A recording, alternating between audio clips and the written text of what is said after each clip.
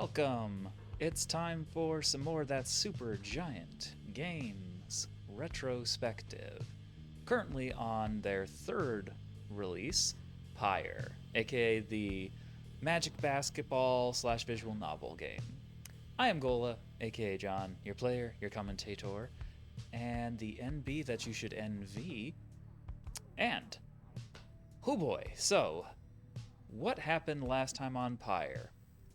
A couple of things. We successfully did a few more rites, as is the idea.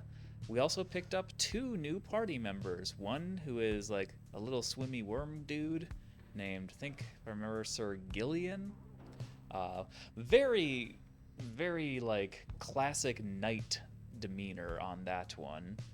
And fun fact, he actually defected from his former team in the ritual fantasy basketball, essentially ritual stuff, to come along with us and help us get further to the next rite, because that's how this game works.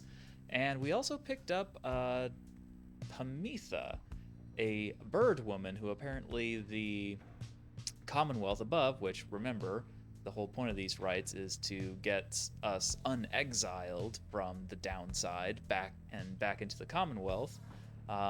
Apparently still are kind of fighting the Commonwealth, which, let's remember, allegedly overthrew an empire where the last leader of the empire kind of disappeared looking for treasures and goods and stuff into the downside, but then later kind of found himself and had a change of heart, bloody, formed a whole to-do down here in order to help people exiled in the downsides return. Or so the story goes according to the Book of Rites. So yeah, she's here now. Unfortunately, our beautiful big horned queen, Jodi, does not appreciate her, since she was a soldier for the Commonwealth, she would often have to be in pitched battles against the bird people, I think they're called the harps. And a little bit of tension in the wagon right now, but I think we can move past it. Especially since the Commonwealth, while initially painted as the good guys TM, I have a feeling there's more to the story than we've been led to believe, and most of the entries seem to be going that way. Also, we're apparently going to be soon meeting our mysterious benefactor, of whom the lone minstrel rather, has been keeping tabs on us for. So yeah, that's what's going on right now. Let's shift on over and see what's new in our cabin. Like, for example, Pamitha's moonshine is down here. It's apparently quite strong if you just nudge it. And speaking of Pamitha, she also seems to have something on her mind. You approach Pamitha, who has kept her to herself since she joined your small band. Also, okay, a little bit of the, are those non-mammalian mammaries, or what's the deal with the bird people? Are they mammals? Are they avian? Like, which side wins out in that case? Because it's just strange. But I digress. You sense she is unaware of you as she preens her flight feathers, but then she speaks up before you can do the same. Come to check up on me, Rita darling. In those first moments when we met, that vote of confidence in me which you relayed to that nice Hedwin boy.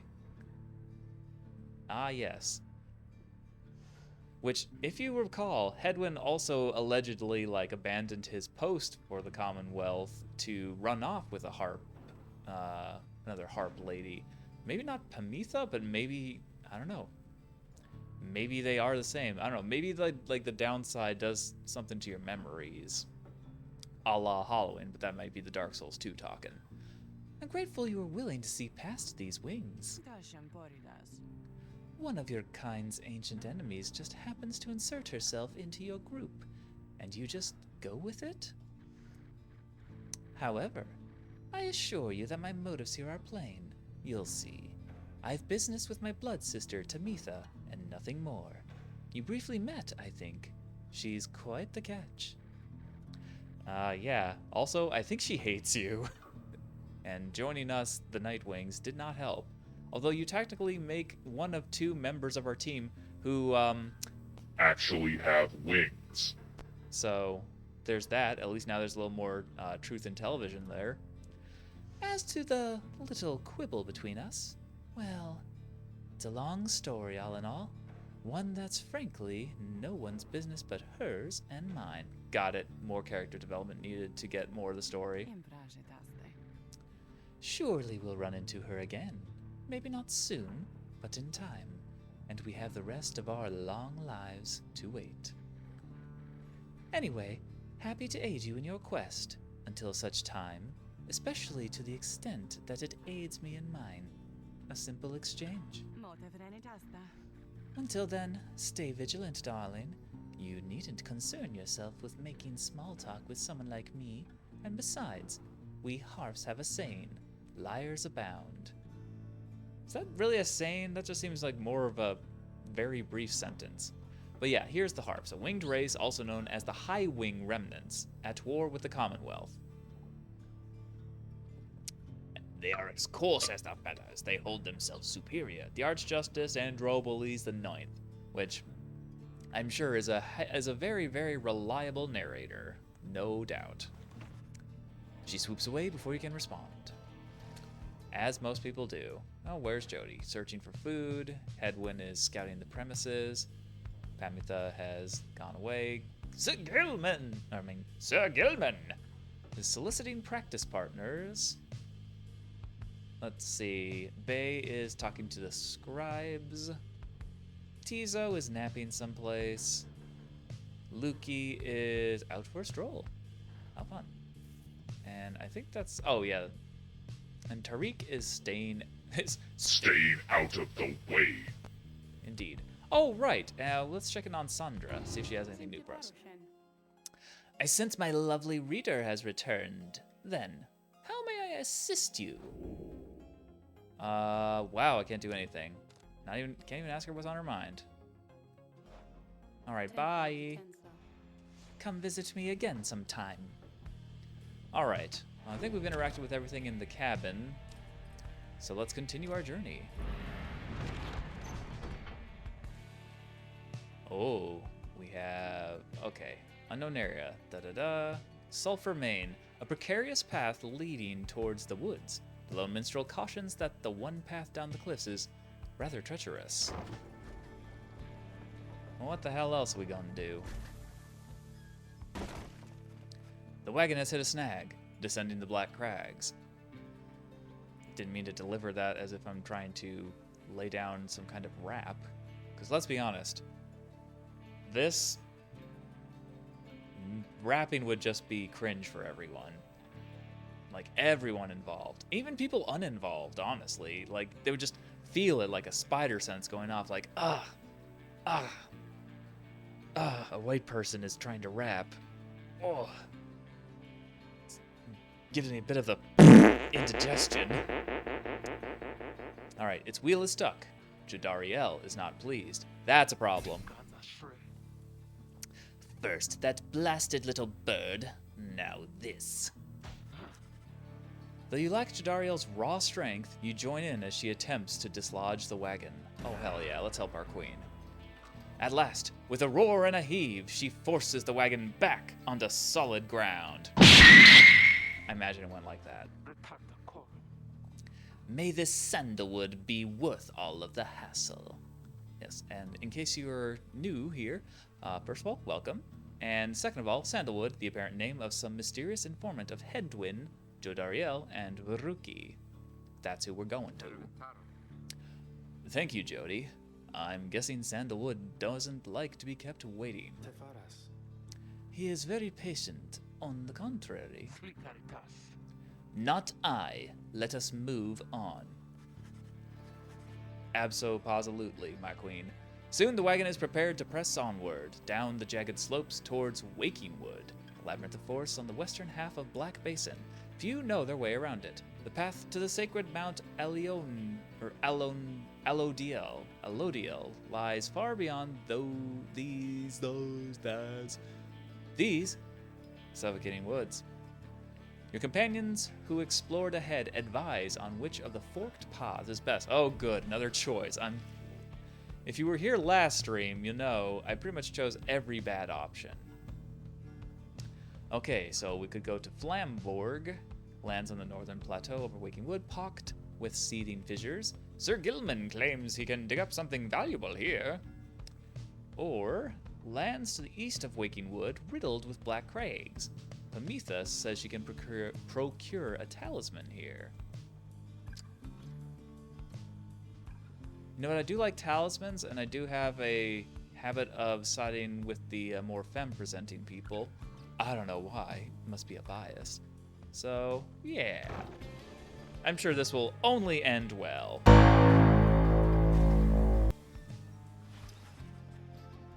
Having gone the route Pamitha? I gotta settle on enunciation for that. Yeah. Anyway, having gone the route Pamitha recommended, she directs you towards a particular crag, no more conspicuous than any other. They clip our wings before they cast us down, you know. But just the same, we learn to flit around a bit. Just watch. Pamitha swoops up to a nearby peak and disappears behind it. She does not keep you waiting long and returns bearing an item of some sort. Oh! For you, reader darling, we High-Wing remnants stash away such things for such occasions. Pamitha found a luminous idol. It should come in useful. After grasping the orb, the bearer instantly recovers all stamina. Oh, hell yeah. That's a good find. You know what? She deserves a little, yeah, for her effort.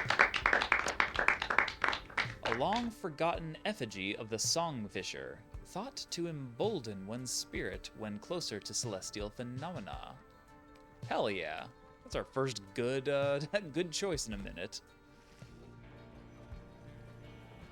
One that doesn't end with everyone losing hope.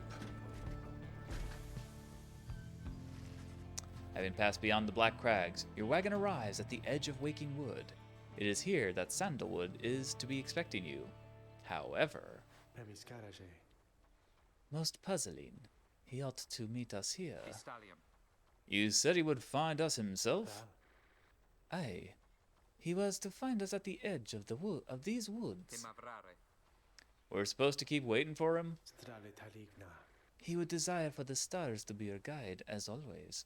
The rites beckon, and the rites take precedence above all else. Surely he shall find us yet. Then let's keep moving. How do we get through these woods? The lone minstrel notes 2 possible paths forward from this point, though cautions that the woods are difficult to navigate, and Sandalwood would have known the most expedient path. All right, what do we got? Go to Greymoor, contains the grandest trees in all of Waking Wood. Oh, that sounds nice.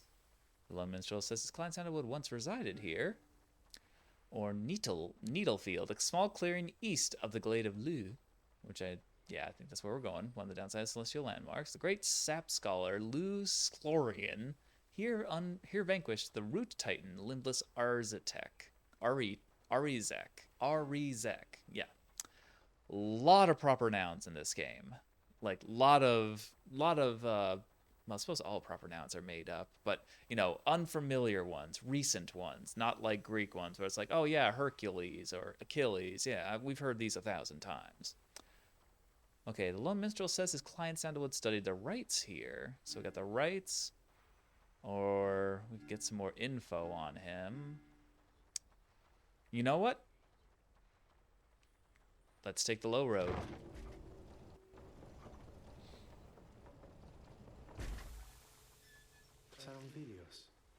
Sandalwood has led a long life, compared with any of you at least. In the latest years of his exile, he became rather reclusive for a variety of reasons he shall no doubt explain. He found some solace here in these woods, though I fear I cannot locate his residence without him. Unfortunately, you find no trace of Sandalwood. and without him there to guide you, you remain quite lost. The woods seem to have encroached. There is no path forward, while neither of the paths leading backward appear to match the route you took to this point. Oh, geez. Underthicket, the southern path through Waking Wood. The imp Tizo seems to wish to go towards this location. Oh, that worked out so well last time. And the Burnt Grove, Ashen Grounds amid Waking Wood.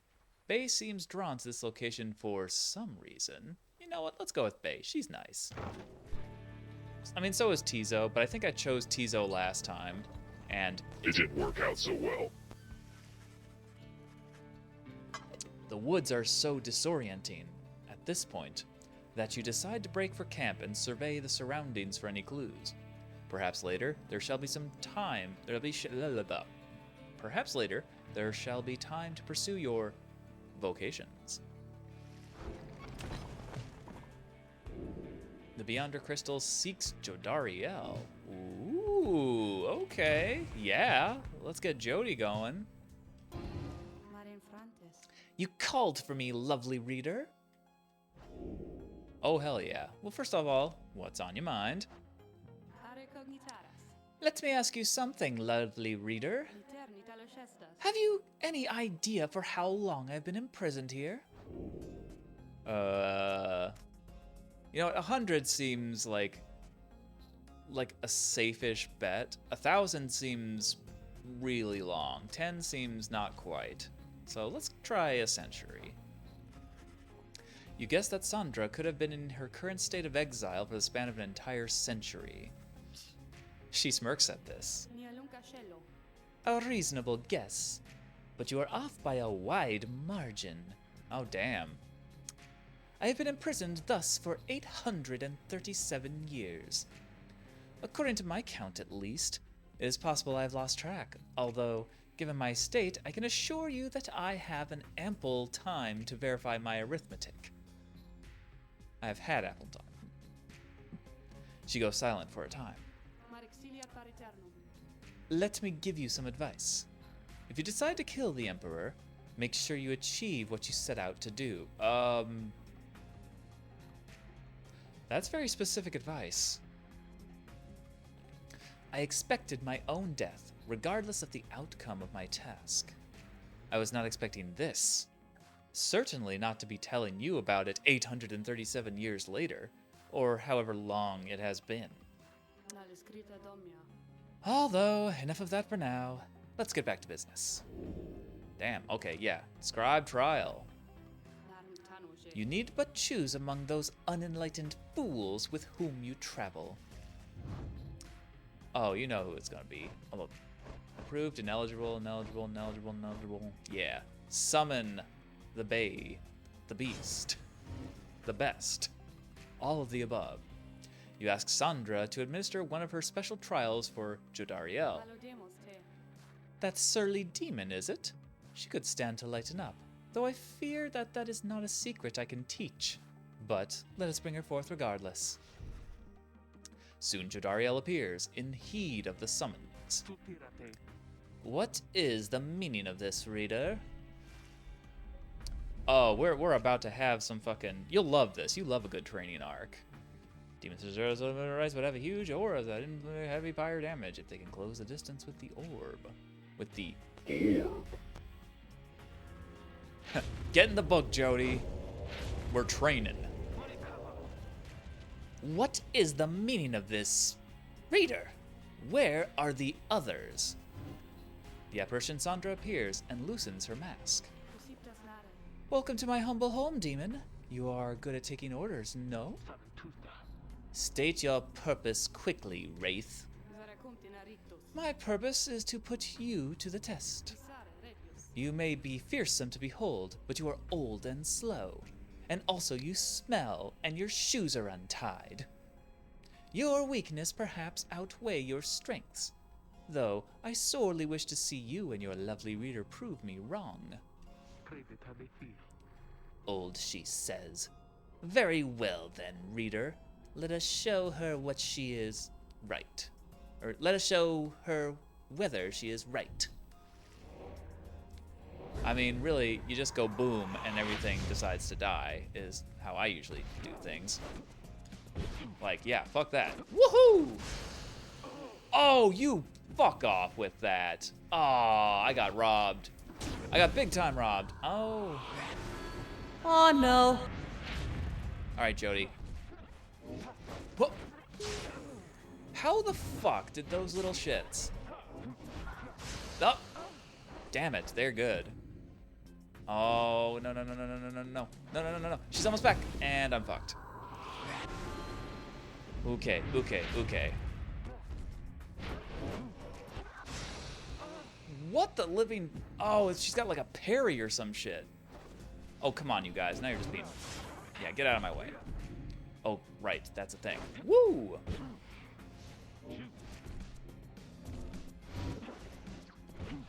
Whoa. No! Not the drop.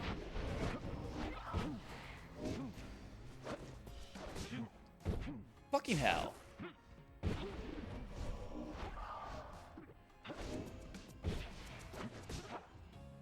Oh my god.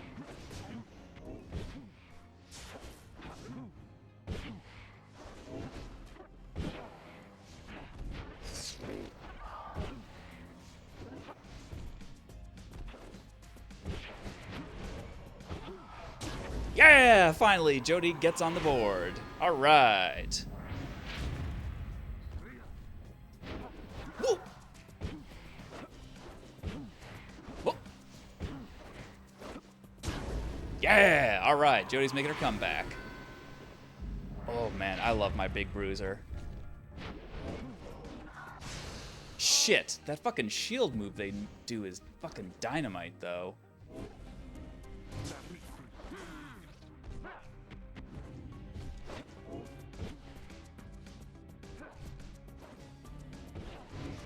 Ah! Oh no, I'm sorry, Jodi. Oh, I think they got this one. Maybe not. Oh. Ah, I should have jumped. That's on me. Fuck. Shit, fuck. Oh, hell yeah, that's game, baby. And it only took one try. Yeah. Hell yeah. Wow! Are you satisfied now, Wraith? I am never satisfied, demon. However, your performance was sufficient, and you passed my test. Thus, congratulations are in order to you and your lovely reader. Now, farewell. Jodi's just like, what the fuck did you just pull me into? Bashing your adversaries in the rites can create the opportunity for you to douse their pyre. Oh yeah. Jodi's fucking ground slam is easily my favorite addition to her moveset. She just becomes a fucking element, just fucking an absolute force of nature. That was a strange experience. What do you have there, reader? You received Soliam's Horn for completing Jodi's trial. Neat. Let's see. Jodariel casts her aura farther and faster than usual, plus 15%. Okay. Neat. Oh, what was the flavor text? Sandra's second blade managed to graze her target's face, twisted as it was, with sorrow, not with rage. Oh? Oh! Well, intriguing. Okay, so she just said in her flavor text, or at least implied, that she was trying to kill the Emperor. So it seems like she managed to, like, draw blood, but she was sad about it? More from that later. All right, well, Nita, we did it. Also, oh gosh, I can't remember. How do I get to there? Yeah, you have other rows and a Gordon Gravy and should just form purpose and the garment is massive. Okay, that's just flavor text. Oh gosh, where's there? Is it this? Let's see. Oh no, it's here. Common room. Okay, what do I currently have you on? Or have on you? Turn immediately. So I was going to put that there. Let's see, cast her aura farther and faster. Only usable by her. Sure, we'll fuck around with that. Give her her pendant. Alright. Sift through the ashes. Perhaps the ashen-covered ground here holds some clue about what happened to the informant. He was here! He was here! You mean Sandalwood? If I may ask, how can you be so certain? I think from this? I think from this. It says something. I don't know what it says, but I feel like it has to mean something. Faye produces a small strip of bark she found in the ashes. At first it seems like nothing of interest, until you see a message carved on the inside. You found a bark strip. It means something. This can be sold at the Slug market. A sturdy strip of bark. On it is written, Come to Cinderroot. S. So, this is some kind of message from that Sandalwood guy? Seems that way. Which way to Cinderroot? A hushed clearing south of the Glade of Lu. Grounds well traveled by saps knowledgeable in the rites. It is due west. Perhaps we can set forth early tomorrow, when the woods are still. Sounds good. Everyone rest up. Big day coming up. Well, let's see. We can mentor. We can study in private. You know what I'm gonna do. I'm trying to get the queen as high as possible. Help Jodariel gain enlightenment at certain thresholds. Her rank in the rites will increase. Yeah, I mean, she's not gonna hit 5 for a bit, but every little bit helps. Jodariel gains a somewhat stronger grasp of how to better pass the celestial orb through strength of will, and trusts in one's triumvirate through dexterity alone. She nods in understanding. Oh, that was a big boost.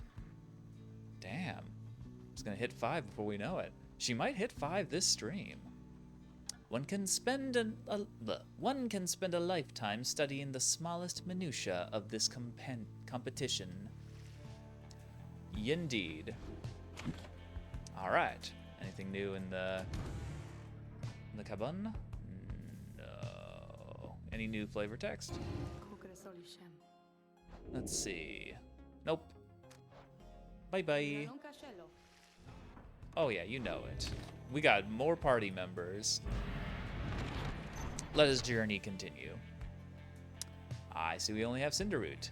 You have reasons to suspect the informant Sandalwood may have come through here.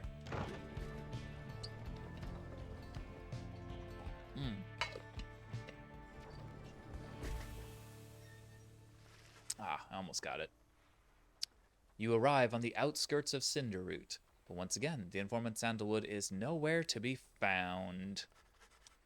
You sense the hopes of your companions waning as you search through the area, your search through the area yields nothing. Then, something startles the little imp Tizo. Oh! Scrap! Tizo seems to be crying out in surprise. He has spotted something. Or someone. Oh shit! A tall figure strides forward from the trees, making a sound like laughter. The imp charges towards him, and it leaps right into the figure's arms. They embrace. Oh.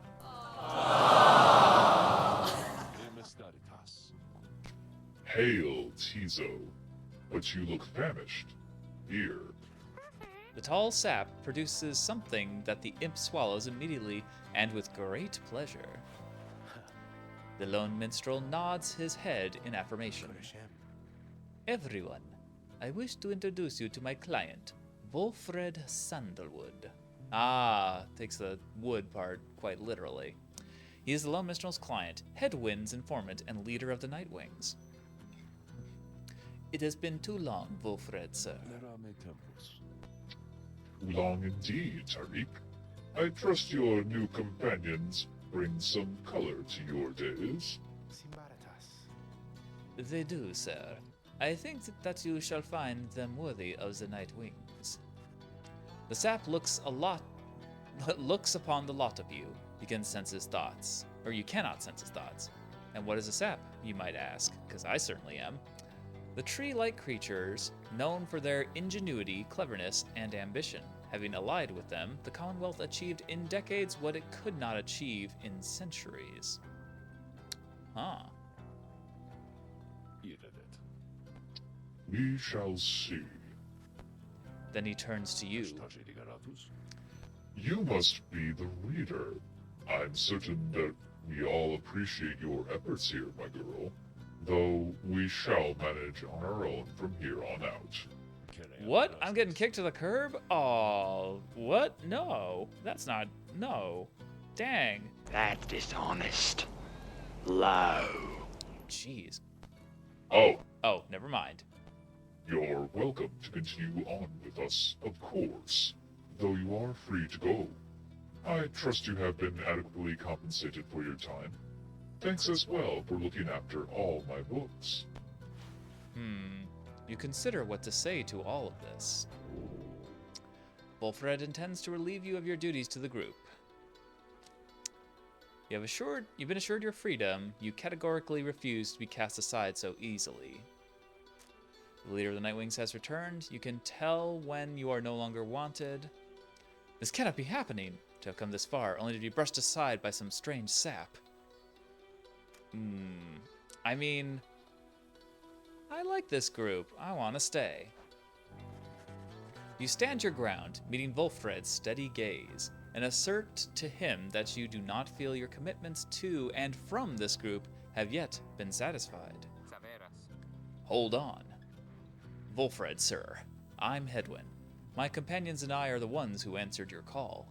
We followed the signs you left for us. Now we're here, thanks to you and also to this reader. Not just a reader. She is our friend. My friend. She's not disposable. We made her a promise, and our freedoms are now intertwined. Volfred smirks at all this. At this. Freedom's not something to be traded or exchanged, my boy. I'd hoped yet you'd have come to grasp this much by now. He breathes a sigh. It seems we've started off on the wrong foot. It's not my wish to sour the occasion, for there's much to do. You have a rite you need to get to, do you not? I'll come along, though shall not interfere, for it seems you have a kinship with this reader of yours. Now then, Tariq, Volfred, sir. let's have a chat. Oh, nice. Of course, sir. Volfred strides towards the black wagon, which must have belonged to him. You sense many conflicting emotions among your companions. Volfred Sandalwood just joined you. He knows much about the rites. Welcome him aboard. Yay?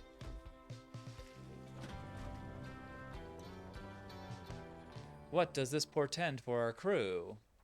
Find out soon. Oh, did I get it? Yeah, okay. You know the deal. I gotta get a screenshot for the archive.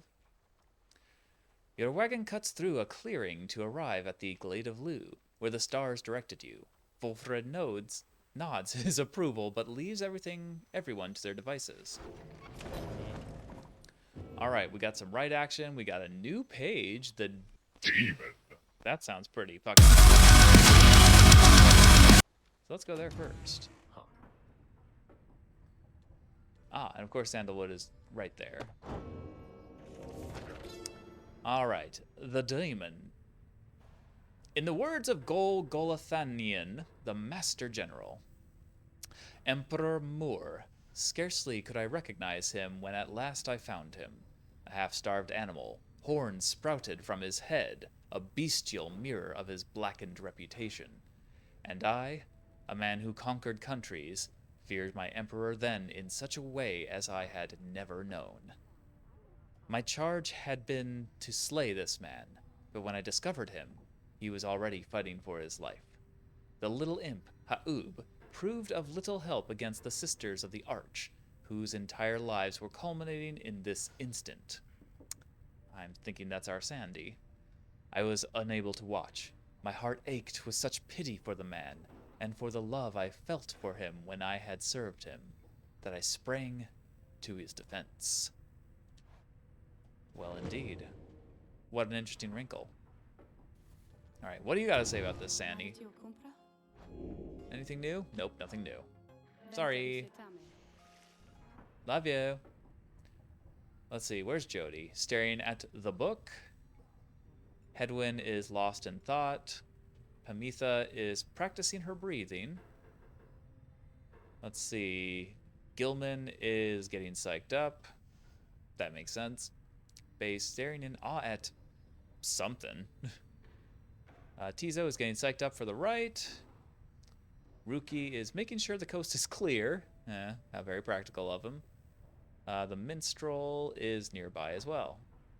And of course, Volfred. He seems to have something on his mind. As you approach Volfred Sandalwood, you feel very much aware that you reside within his black wagon, rather than he in yours. He studies you in silence for a time. Then, Arik, if you have a moment, I, Volfred, sir? What is it? this reader, you deem her worthy by your estimation? The lone minstrel tilts his hat in your direction. Milady. If you wish my own estimation, Volfred, sir, then I do. Of course, it is not entirely for me to say, but I have seen this reader integrating with the others well. I believe that her achievements are self-evident in having reached Black Basin. Also, geez, she really seems to take a shining to jodariel. I can't imagine why. Let's see. Black glass, searing vapor, and strangling forests mark the forsaken lands that loom across the sea. The 8 scribes first discovered this, the northern landmass of the downside. Oh. Your instructions were deliberately difficult to follow, yet she and the others followed them. Indeed. Your words make sense as ever, Tariq. And what does little Tizo think of her, I wonder? Scrahahiki. Tizo indicates that, as a matter of fact, he is happy to have you around. Shucks, little old me. There you have it, sir. I see. He continues to examine you. High praise isn't oft spoken by those two, my girl. Nonetheless, I shall be watching you. But Tariq and I have matters to discuss.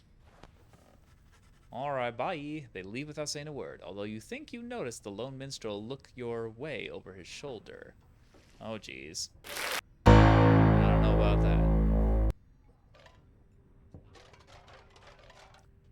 Well, heck. Ominous. Alright, let's go check on the slug market. Oh, hey guys, I guess I didn't get the word out about this new franchise which we opened just now. So, we'll give you a great deal, just tell your friends, okay? Oh, and hey there, Mr. Sandalwood. Good day to you as well, Ron.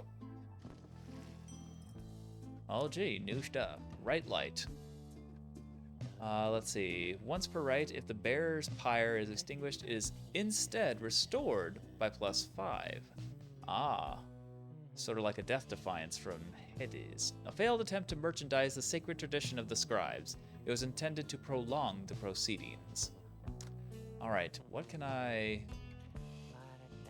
Oh, yeah, there you go. Proceed. 35, 20, 136. That's still a long ways away. Righteous Flame, yeah.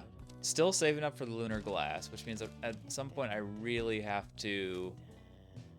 Oh, actually, have banished by has a chance to return immediately. Value 20. No, not worth it. Yeah, alright. Tell friends about us, because I already told mine. Alright, well, with all our preps and stuff out of the way, let us head to the right. You and your fellow exiles arrived at the sacred site called the Glade of Lu, and now look to the stars in the sky to signal the beginning of the next rite.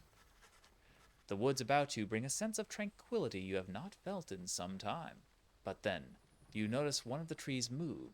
It shuffles towards you and regards you with an exaggerated bow. Well, goodness, by the roots of Luz Gloria, it would appear the rumors are correct. The Nightwings have returned.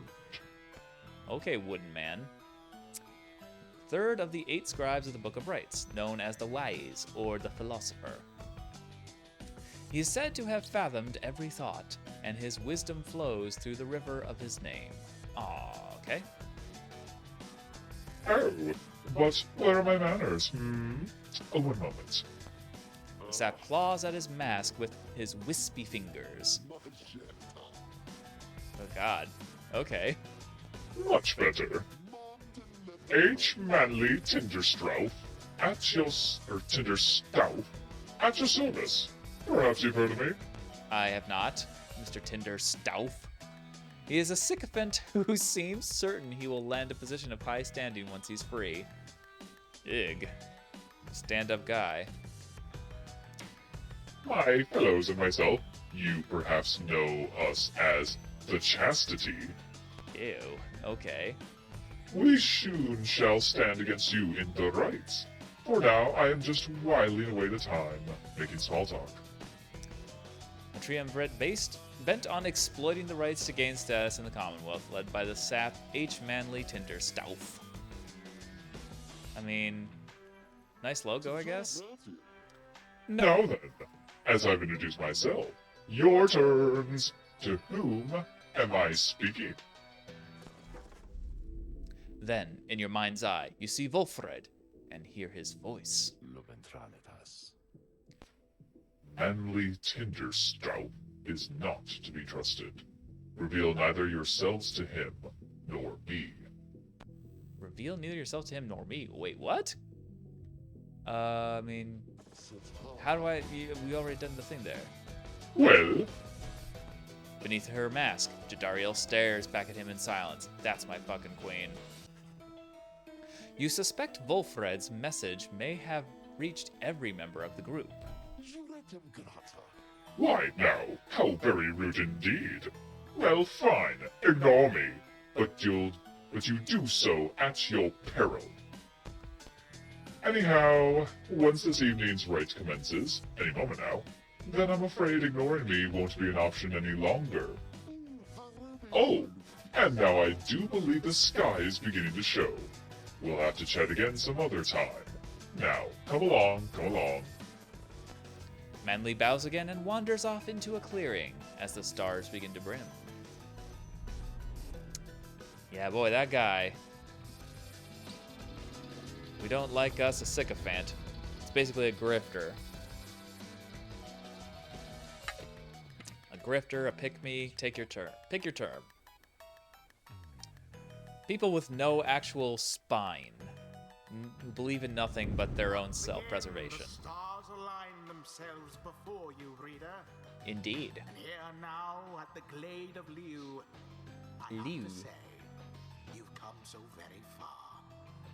But there Aw. are those, such as your adversaries called the Chastity, who have toiled for this too. The They know that with Chastity. their freedom comes great opportunity. It could be yours instead. Please show the Chastity that the Nightwings are superior.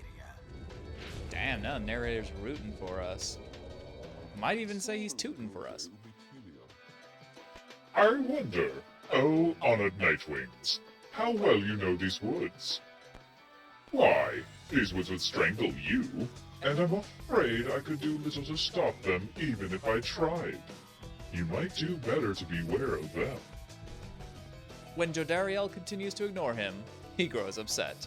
I mean, yeah, I would also not get upset, but definitely feel crestfallen if my queen ignored me.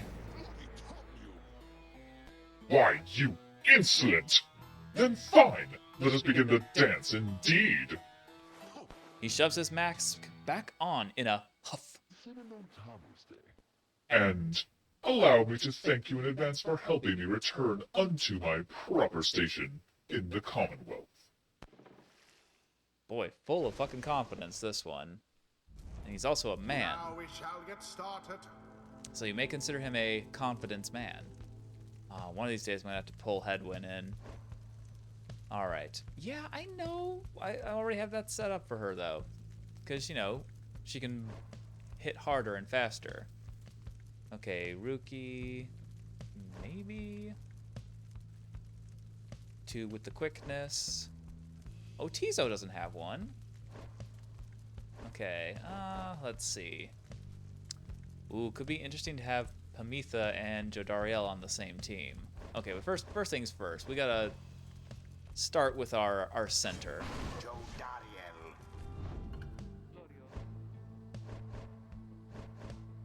Oh! Ah. Oh, I like how her spray changed too to be like, ugh. Okay. I mean, I should have seen that coming, but okay. Who do I want here then? Yeah, let's go with Bay. Bay. I like Bay. And yeah, let's get our little flappy guy out here. Alright, after casting the other bear instantly recovers all stamina. That would be pretty useful. Alright. Yeah, Tizo. Tizo. Very well. Scraw, Tizo is eager to knock Manly and his goons down a peg or two. Oh, excellent. Yeah, he would, because, you know, he's, like, has some strong connection with Sandalwood.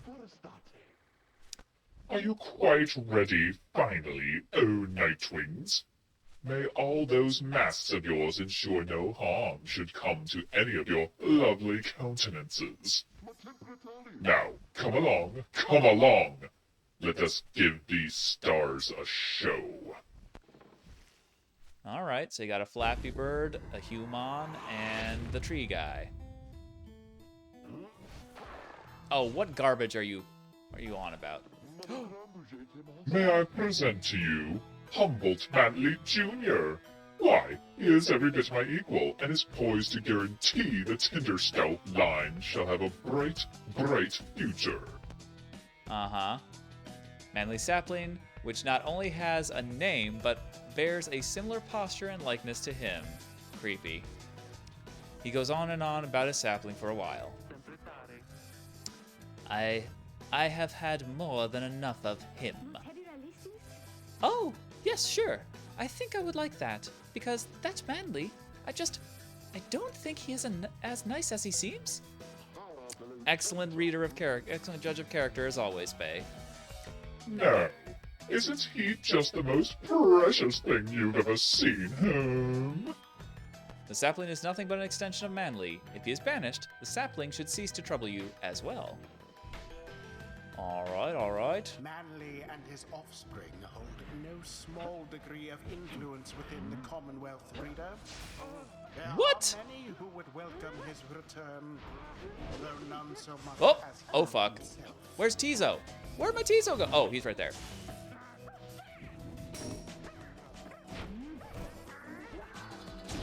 A favorable start. Oh, I have to do that. Damn, I didn't realize I had to do that this round. Oh ho! What's this? It seems the woods themselves are closing in upon our little soiree. Oh, do be careful now. These grasping roots and vines that they may not hold you in such high esteem as I. Whatever. Your adversary Manly is comfortable in this suffocating glade. Yet he longs now for the comfort of of his Commonwealth estate. Perhaps such wealth, fought in the name of Solium Myrrh. That's my queen. Oh dear, the woods are closing in. Uncomfortably close at that. Whatever shall we do? Perhaps if you just stand aside a while, we could put an end to this that much sooner. Nah, I'm good, dude. We're good here. Okay, who do I have control of? Whoop, whoop, whoop, whoop, whoop, wee-hoo!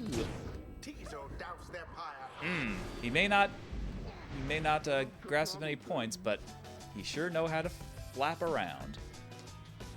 Say, have any of you noticed how it's feeling rather crowded out here, Almost as if the 100 Minds himself resents you being here.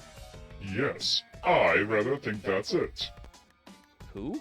Oh, Luce Glorian of 100 Minds. Apparently his name is a bit longer than expected. So, cease with all your scurrying about with that damned orb, and let me handle this. Nah.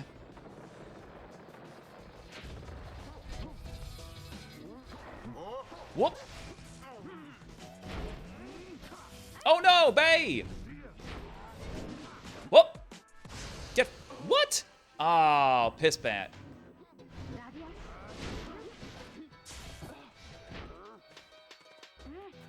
Oh, that was stupid of me. Okay, well, I got Jodi back. Get out of here, bub. Whoop. Woo! No thank. Oh, come on! Oh, it's because the aura. Yeah, okay. Okay, where's the ball? Where's the ball? Nope, not what I meant to do. Oh, damn it. I'm never going to get a perfect game. All right.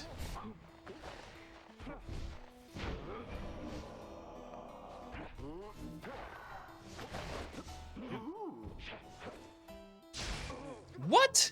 Boo. Oh, shit. Oh, fuck you. I didn't hit the I didn't jump on. Let me be honest there.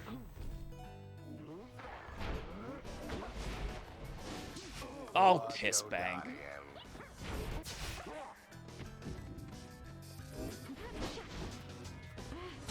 Shit. Oh, this is not looking so good. Both pyres now burn with the same strength. What? Fuck you. Oh, shit. Come on, Bay. Come on, Bay. Yeah, that's my Bay. Ooh, I forgot she had that leap. All right, you Nightwings. I've had it up to here with you. Or perhaps I've simply had it up to here with all of these encroaching plants. These miserable things. But I thought they were your friends. Your twins. Either way, I don't appreciate how you're ignoring me. Deal with it, bro. We're not here to satisfy you. We're here to win.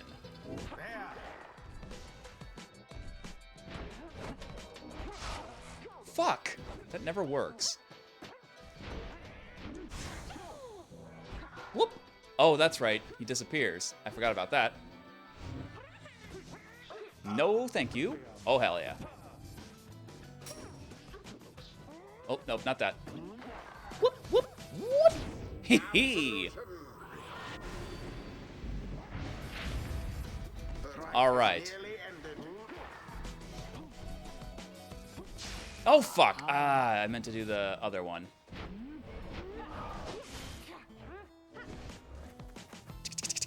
Yeah! And Bay with the win. Alright.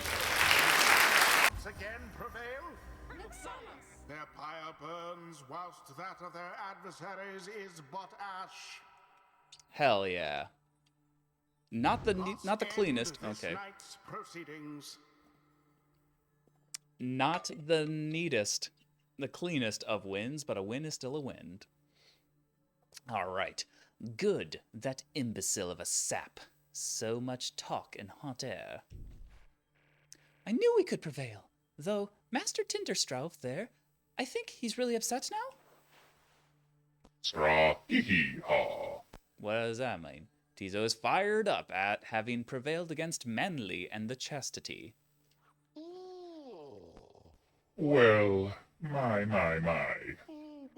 Oh, worry not, oh Nightwings. I'm not angry with you, honestly. But I am very, very, very, very disappointed. I thought, perhaps, that we had something going on here between us. You scratch my back, I scratch yours and all. Instead, however, you decide to spit in my face. Yeah, whatever, dude. We just did the rites. Fine. Well, we'll have to see where all your rudeness gets you. Now, ta-ta! Oh, God, he's so fucking fake. Always is there greater knowledge to be Whoa. gained. Almost. Oh, come on, Bay. Yeah! The girl has greater understanding than it seems. Hell yeah, Bay. The 8 scribes, they so inspire me, and now I feel that I have grown somehow closer to them. Maybe? Perhaps, yes. Choose a mastery for Bay. Okay, what path did I already go down? Ah, this one. Brief chance to chart. The brief chart of time before Bay casts her aura is greatly reduced. Oh, yeah. When Bay jumps and sprints is virtually eliminated. I kind of gotten used to it, though. Like her little, quick fling. When saluting her adversaries, Bay automatically leaps towards the orb if no one has it. What's at the end of this line? While grasping the orb, Bay sprints and jumps without using... Oh, that's very good. I mean, this one might be useful. And I do want to get this one, so yeah. There's your 4th slot. Hey, and Tizo as well. To have a certain depth of knowledge. Akri-ree. Tizo has just had a flash of inspiration about his role in the rites and as part of the Nightwings. All right, your path. Let's see. Additional 10 when dousing adversary's Pyre. That would be nice. Not quite up to Jodi's level of damage, but not bad either. Let's see. Tizo drops an improved moon sign that boosts ally speed and stamina. I'm much more a fan of raw damage over like more situational type of buffs. So what do we need to get there? After casting his implode ability, Tizo returns much faster than usual. That's pretty good. Or hear me out. Titan's Rage, Tizo's implode ability can bash adversaries in a much wider area. Ooh, the greater Titans grew to fear him after news of the demise of Shaq's 6 Shoulders spread across the land. You know what? Especially considering how this last rite kept shrinking the field, I guess you would call it. Because it's not the court, obviously, although He kind of is. I feel like this would be more useful even with his downtime. So yeah, him being able to boom things like both harder and wider, or maybe just wider, seems like the move. Let's see. Yeah? Oh, that's it. That's everybody. All right. Until the next rite. That was well done, my girl. I am beginning to see why your companions vouched for you. Don't let it go to your head, of course. Yeah, I mean, I did all right. I've done better. Like, I really kind of dropped the ball initially there. Or not initially, but in the middle. I don't know. I mean, it always happens, especially the first the first rite of the stream is always a little rough because my muscle memory needs to fucking wake up. After besting the Chastity rather soundly, debatable, you return to your wagon to consider your next move. An adequate performance back there. I wonder if he would have more praise if I had gotten like a perfect score or something. Adequate? Yes, adequate. For the next part of our plan. Go, have your reader there consult the stars. See where they take you next. I'll give you a hint. It's further north. It's going to be high up. Did this knight hear you say high up? Oh no. And it's going to be cold. We'll see. Come on, my friend. Let's have a look outside then.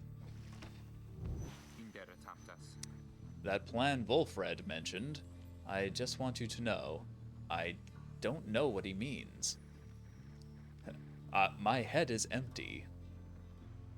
We're here because we're going to be free again.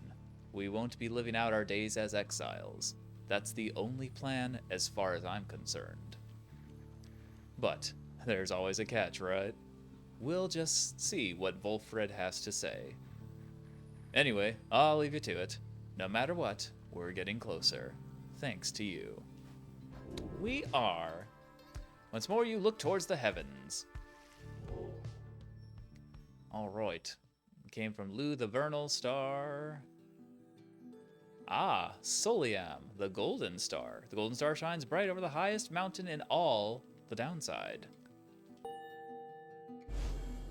It do be a fancy, schmancy star, even compared to the other stars. So now you see it for yourself. You are summoned to the north, where looms Mount Alodiel. At the very top, and at the very top, the fall of Soliam. Alright, Mount Alodiel, the sacred mountain on whose summit the rites were first conceived. Whether its summit is the downside's closest point to the Commonwealth or the farthest, none can say. And what about this fall of Soliam? According to the stars, the next special, commence here. The temple at the highest point in the downside exists to honor the 8 scribes. You confirm the stars indicated this exactly. Volfred, sir. How did you know? Volfred smiles back at him, but you sense his thoughts, as though he is directing them at you. I too can read, my girl. Oh shit, I didn't even have to say that one.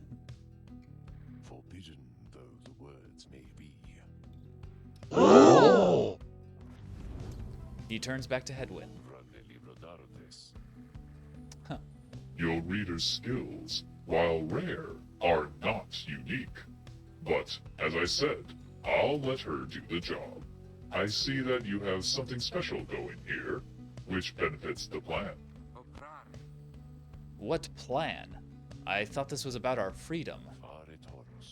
Oh, fear not, my boy. It is indeed. Oh god, he's planning to revive the Titans, isn't he? Is that what's happening here? I feel like that might be what's happening here. Oh boy. Well, I suppose we'll cross that bridge when we get there. Plenty of time to tell you all about it on the way. For now, however, you look like you can use some rest. And for that matter, so can I. If you'll excuse me. You sense your companions are exhausted from their recent travels. Given the road ahead, you agree it would be best to take the night to recover as much as possible. Alright, what's new in the wagon? First of all, check in on Sandy. Anything new here? Nothing new here. Sorry, girl. Likewise. Alright, where's Jodi? Staring at the sky. Hedwyn's taking a breather. Pamitha's moonshine as strong as ever. Letting her hair down, you know, just having a gal's night. Let's see, Sir Gilman is shadowboxing.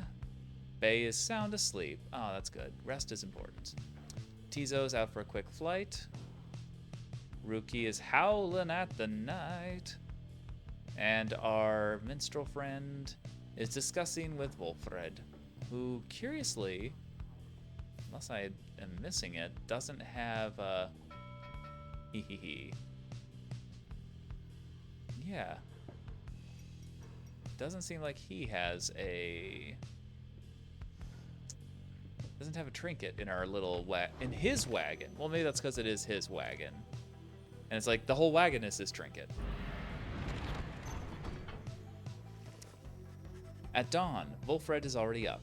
He reveals to you a pathway through the woods into the cold lands to the north, beyond which lies your next destination. All right. Ooh, what's this? Oh, it's nothing. All right. To the Sklorian shore. Yeah, Volfred revealed this to be one path through the woods to Nort. Let's get on. Let's get on getting on. Sklorian shore. Oh, shore. That's a shore. Ooh, that's a good one. Okay, hold on. Back up. You get clear out of the woods at last and arrive in lands grown cold in the shadow of Mount Alodiel. You will have to make it all the way to the top. In a moment of respite, Volfred calls everyone together to discuss matters pertaining to the rites and the plan to which he alluded. You banded together with a common faith that freedom from the downside is not impossible, am I correct? But let me ask you something. What does freedom even mean to you? He looks in your direction as he asks, defying you to answer. You cannot sense his own thoughts on the subject, and only know that the truth of how you feel. What does freedom mean to you? Doing what you want, achieving inner peace, having no master, going wherever you please to feel true love, living without fear, nothing at all, remain silent. Not being forced to respond to such questions, that's pretty good, not gonna lie. Just another empty goal to chase to give one's life a false sense of meaning. Means living life without concern for others' judgment or approval. Means not having one's strongest feelings and emotions repressed or rebuffed. Freedom means being able to make decisions on your own terms.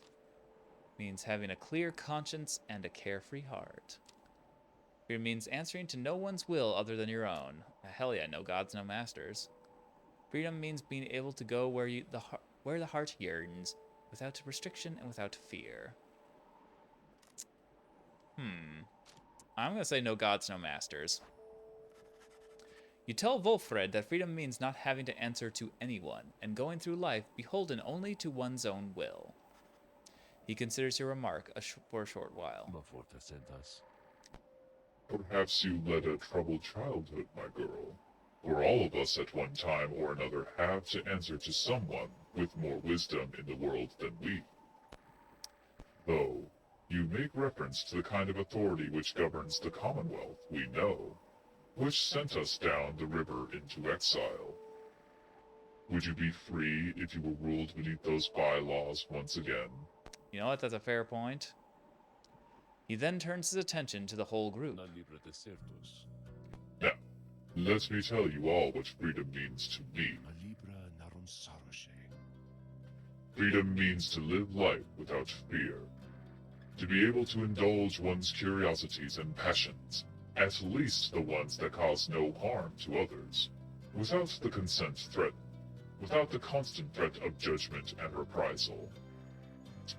Freedom means not being made a criminal for what you know, or whom you love, or what you choose to think or not think. Okay, so Volfred's kind of winning me over. Volfred sounds like he's saying trans rights, among other things. He looks out towards the distant mountains. Within the next few days, your time in exile could come to an end. You could see the Commonwealth once more. And here you would be exalted there. Hold on. And you would be exalted there, given the highest honor, the opposite of how you got here. Really? Interesting. But you would not be truly free, I think. At least, you would be complicit to an ancient system that would deign to cast down others such as you. Right. We're basically... So, to modernize this a bit, he's basically it sounds like his take is the Commonwealth is the imperial core, which comprises of basically the quote-unquote developed nations, aka the ones that were able to do colonialism, like the US, the UK, France, Spain, pretty much all of Europe, and also the United States. And arguably, well, Russia is, at least some of Russia is part of Europe, and arguably like Japan as well, and maybe you could count like China, or at least it's rising into that position as being part of the core if it isn't already. And yeah, like the imperial core is a bad place. It's just bad. Like, it's not even like everyone lives great lives. Like, it's the exact same deal. It's just within the imperial core, you still have people being oppressed by the ruling class. Like, it's why like there aren't things like universal housing, universal healthcare, etc., in most nations. Like, some nations have, some of the developed imperial core nations do have like some form of nationalized healthcare, but most don't guarantee stuff like right to shelter, right to food, etc. Like, they expect you to be exploited in order to have the bare scraps. If you're not in the working class, or if you're not in the ruling class, you're in the working class, and the ruling class only exists to exploit the working class for its own benefits. So, I'm getting a very big feel that the Commonwealth operates along the lines of the imperial core, and then you have the periphery, like every country that is basically exploited by the core. Like, it seems like that's where we've been banished to. Like, we are now outside of the core in those lands that the Commonwealth perhaps exploits, or at least has exploited in the past, if not still exerting influence on from the Commonwealth itself. Again, a lot of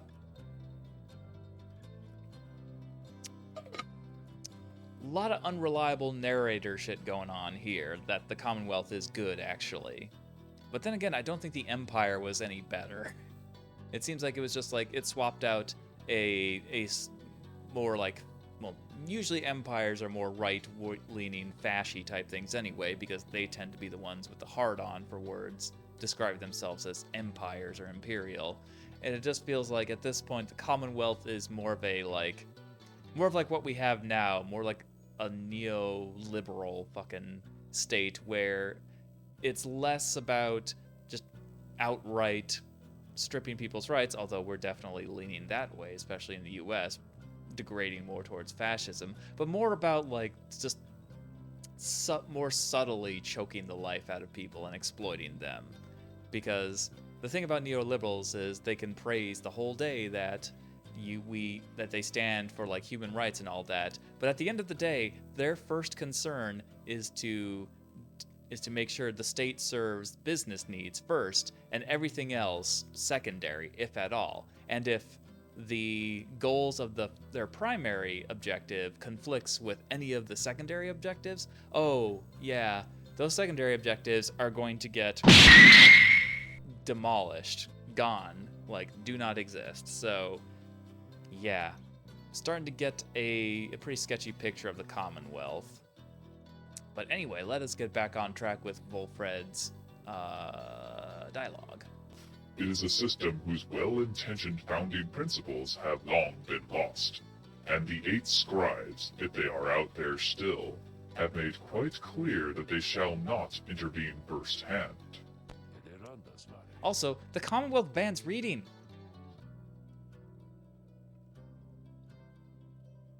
There is no bigger red flag than a nation banning a specific medium that is used to exchange information. Like, to not just exchange, but also record information. Like, that's some sketchy fucking shit right there.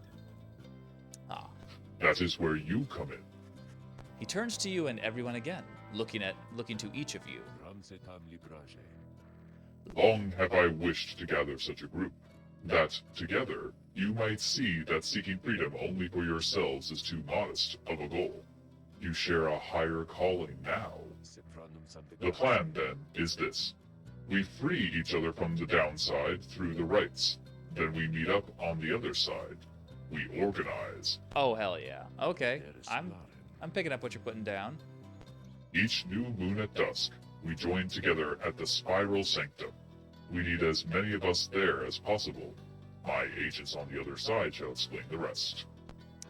The burned down remains of the old capital of the Commonwealth. Their remains stand as a warning to those who would seek to spread forbidden knowledge.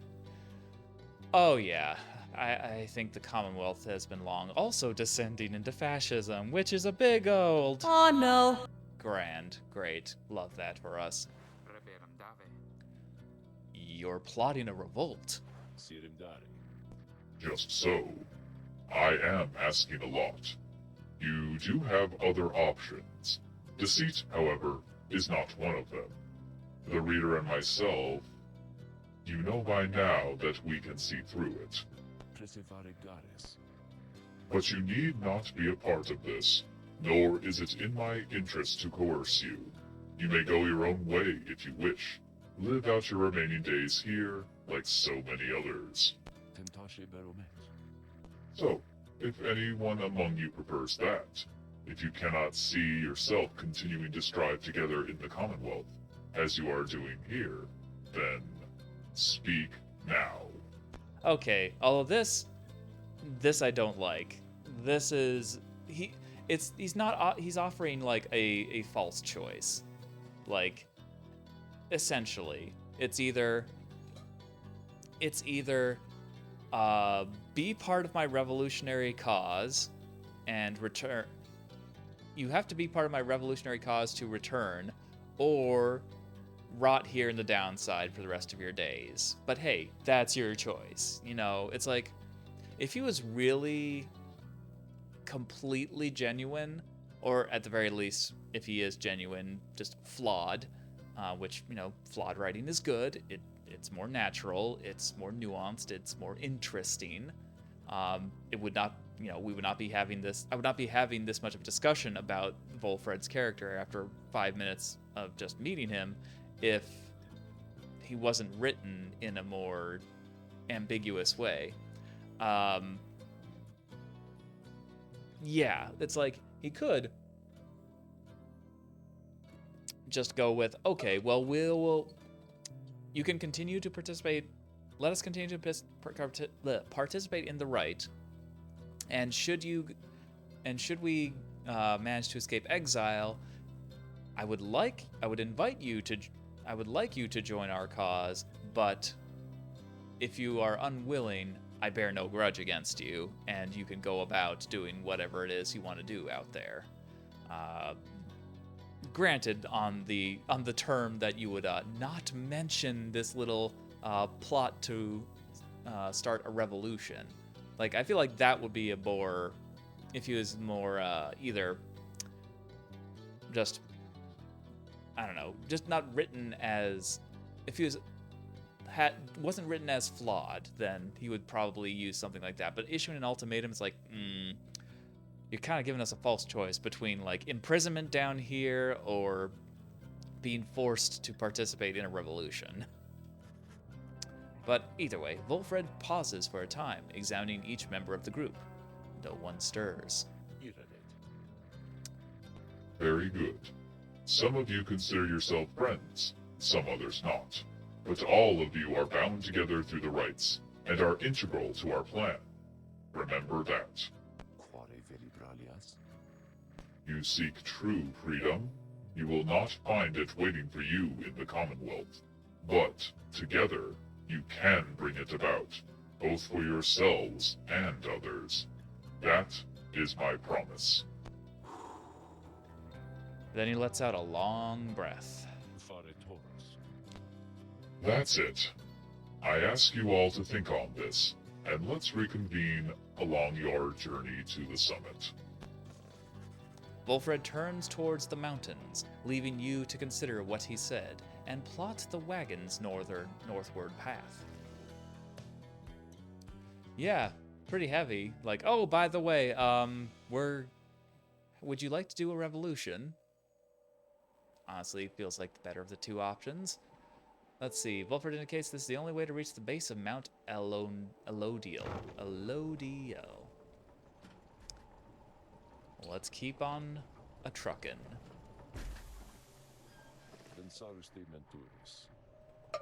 Beyond lies Mount Eliodel. Why do I keep adding an I there? There's not. It's Alodiel. Beyond lies Mount Alodiel. I suggest we make camp here at the base of the mountain, for we shall need our spirits and our strength to make the ascent. Alright. Oh, the Beyonder Crystal seeks Tizo. Alright. Alright. Ringo! Ah, and also Mr. Sandalwood is here. But first things first. Hello, Sandra. I can sense you out there somewhere. What is it you want? Alright. Oh, ask what's on her mind.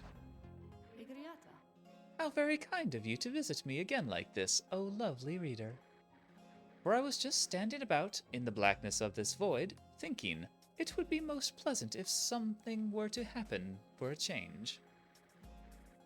There was a long period of time that this incarceration of mine failed utterly to do anything but bring me peace of mind. Not much of a punishment. I invite you to imagine an upbringing among the Sisters of the Arch, living on the outskirts of civilization. Your days are full of training which could kill you, or just cripple you for life. An ancient band of killers, trained almost from birth to carry out their missions without fail. All the sisters needed was a name, and a sum of 500 sol up front. Oof. How do you suppose I lost my sight? Through glorious battle with the scribes, or in a careless sparring session with my master? Ah, but I've not forgotten enough just yet. In any case, as I first welcomed the prospect of not having to struggle every moment to survive. But in less than 2 centuries, why, I started to grow terribly bored.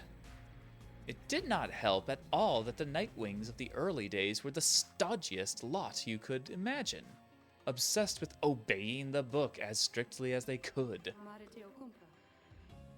Some of them started to remind me of myself, I think, when I was young.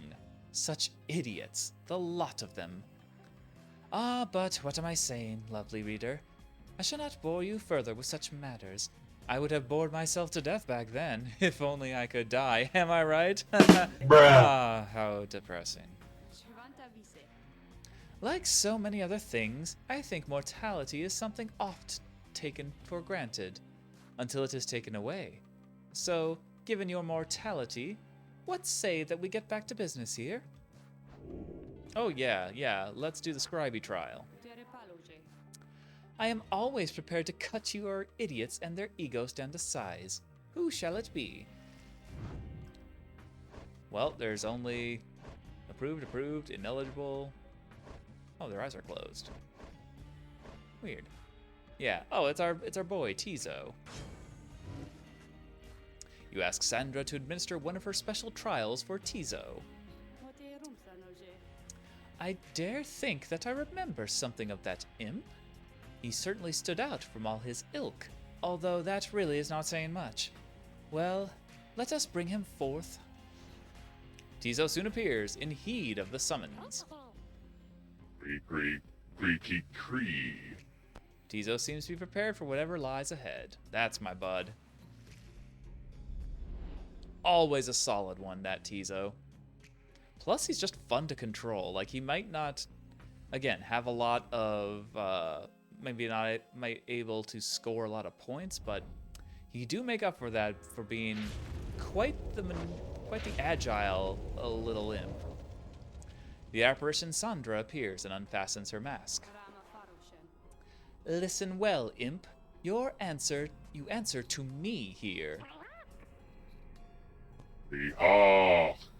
Tizo indicates his understanding and is prepared to begin Sandra's trial. You know the formalities, of course.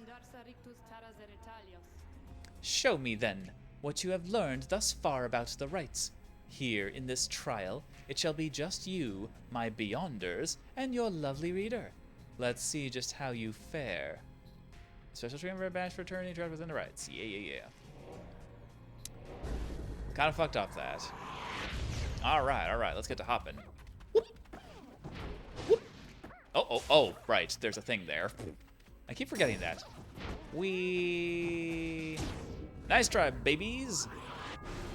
But teasy. But it ain't. Oh, shit. Okay. Oh, that's not good. Ah, damn it. One. Come on. Back. Ah, too late. Never gonna get that perfect score. Oh, especially when that shit happens. Well, fuck. Alright, Sandra's beating the piss out of us. Uh-oh. Oh, and that, I just completely fucked over Tizo's chances there. Sorry, bud. Whoa. Oh, crap baskets. Well, they got this. I think they got this one. Damn, she's quick. Can I recruit her? Whoop. Okay, we're not going down that easily. Whoop. Oh, you fucking fucks. Whoop. Shit. I think this is game. Sorry, Tizo. Sandra's good. Fuck. Tizo is frustrated having failed Sandra's challenge. Don't worry, buddy. We'll try again. Come now, imp. This test is not meant to be easy, even for the likes of you. I would tell you not to waste more of my time, but then my time is there for you to waste. So, try again. Now or whenever you choose. Oh yes, we can definitely do better. Good, for I had longed to show that imp more of his many failings. Damn, dude, why you gotta be so harsh on our little Tizo? He's our special little guy.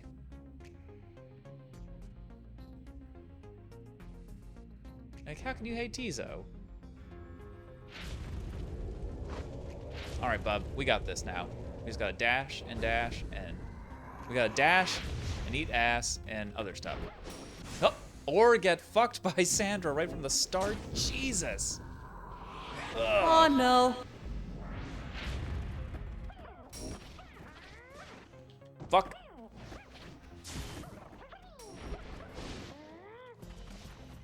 Okay, not going down without a fight.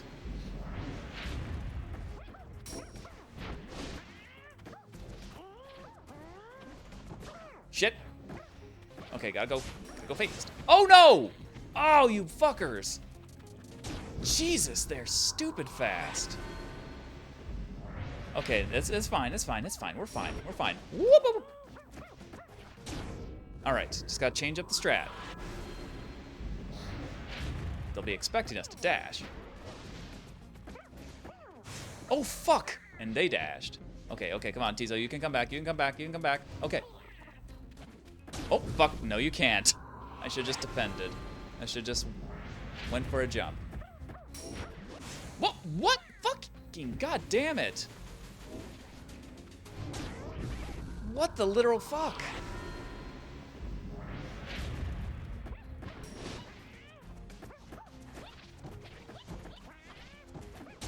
Oof. Okay. Let's at least give them a good fight, yeah? Alright, last point. Essentially last point. Alright, Tizo, we did it! That's my imp. Hell yeah, bub. Sorry it couldn't be such a victorious stomp as it was with Jodi, but we got there in the end. Tizo is excited to have completed Sandra's challenge and awaits her approval. A worthwhile effort, imp. Your performance was sufficient and you passed my test. Your predecessor may well have approved. Thus, congratulations are in order to you and to your lovely reader. Now, farewell. Yeah, good going, Tizo. Now you get a special trinket? Pretty sure you get your own special thing?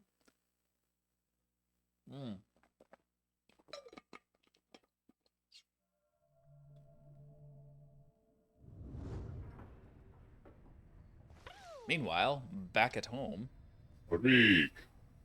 Tizo is happy to be back and wonders what it is that Sandra granted you. Let's find out, buddy. You take a closer look at the new artifact in your possession. You received Ha'ub's Wing for completing Tizo's trial. Let's see, rank 7. Ooh, that's fancy-pancy. Tizo's Flutter and Zip abilities cost less stamina than usual. Damn, 35% less. That's good. Even the sisters were taken aback, faced with such a sheer ferocity from one with such small stature. Ooh, that's nice. Well, all right. Jodi's skinning something. I hope it's an animal and not a person. Honestly, there's a fair chance it might be a Tabitha. Or not Tabitha, Pamitha. Let's see, Hedwyn is feeding the imps. Pamitha herself is perched on the roof. Gilman is... guess he immediately pulled Tizo after our little thing. It's like, show me your ways, young imp. Bay is humming softly. Tizo is training. Ruki is digging outside. And Tariq is also atop the wagon. But once again, we don't have one for our Sandalwood, our benefactor. Interesting. All right, discuss the plane. Volfred wished to continue speaking with the group. Earlier, Volfred called for a group meeting, presumably to reveal his plan in more detail. Instead, he reveals some bad news. Wait, what are you saying? What I'm saying, my boy, is that while you can indeed get yourself out of here, it can't be all of you at once. We earn our way back one by one, or not at all. But I swore that we'd go free together.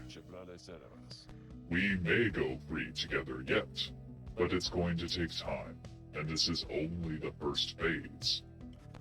You, Hedwyn, and the others exchange glances. Let me make this plainer for you still. Here is how the coming days are going to unfold. First, we're going to ascend Mount Alodiel, there to the north. You may not think this wagon's fit for it, though rest assured, it's made the journey many times. Next, we'll pass through Scribesgate. Only the worthy pass through there, as your reader could attest, if she did not merely skim that chapter of the book. Okay, I mean... don't call me out here, man. Anyway, Scribesgate is said that scribes themselves keep watch over Scribesgate. The judgment of the scribes determines who can cross and who is sent the fast way down. Oh, jeez. Fucking... right down to the bottom. Afterward... Oh, hold on. Afterwards, we'll reach the Fall of Solion and meet our adversaries in the rites. They are to be the Tempers, led by the demon Ignarius. You'll know him when you see him. Alright, Fall of Solium, one of the downside central landmarks. A temple at the highest point in the downside exists to honor the 8 scribes. Tempers, a mighty triumvirate that has been the closest rival of the Nightwings. Oh, okay, led by the demon Ignarius. And speaking of Iggy, he is the notorious demon leader of one of the most feared triumvirates in the rites. Guess I should have seen that coming. Both of you and they shall choose someone from your respective ranks. Then, once one of the triumvirates prevails, there somebody will be whisked home to the Commonwealth. Whisked home to the Commonwealth? Precisely. Once returned, our somebody is taken in, and clothed, and fully pardoned. The Commonwealth knows about all this? The same Commonwealth that says a sentence into exile is forever, and freedom from the downside is impossible. Many of the details the scribes themselves wished to keep secret. Former exiles and the leaders of the Commonwealth alike have good incentive to protect those secrets well. So then that's it? We climb the mountain, someone goes back, and everyone else stays. For most of those participating in the rites, yes, that's it. But I like your connotation, and indeed for us that isn't it at all. If one of us returns, it shall be just a step along our path.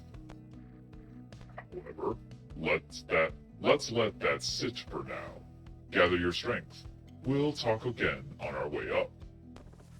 Volfred leaves the rest of you to consider what he said. You have time now for your vocations. At dawn, you shall begin your ascent of Mount alodiel. Well, you know what we gotta do? We gotta mentor. We gotta mentor our Jodi. She's almost to max rank, and honestly, if indeed the goal is to get them to that, or like if we have to choose someone to return to the Commonwealth, I want to see what happens when we max them out before returning.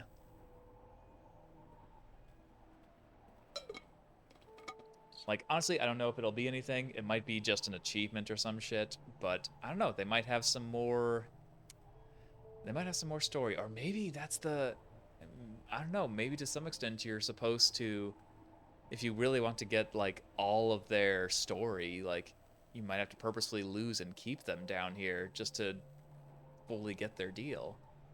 But either way, I think for now we're just gonna mentor our horned queen again. You and jodariel go over her understanding of her aura. An exile's wrongdoings manifest during the rites as an aura. Contact with an opposing exile's aura banishes the trespasser from the plane. And its connection to her presence, both physical and spiritual. The discussion proves informative. Max rank, baby! Ringo! Let's go. I mean, fuck that.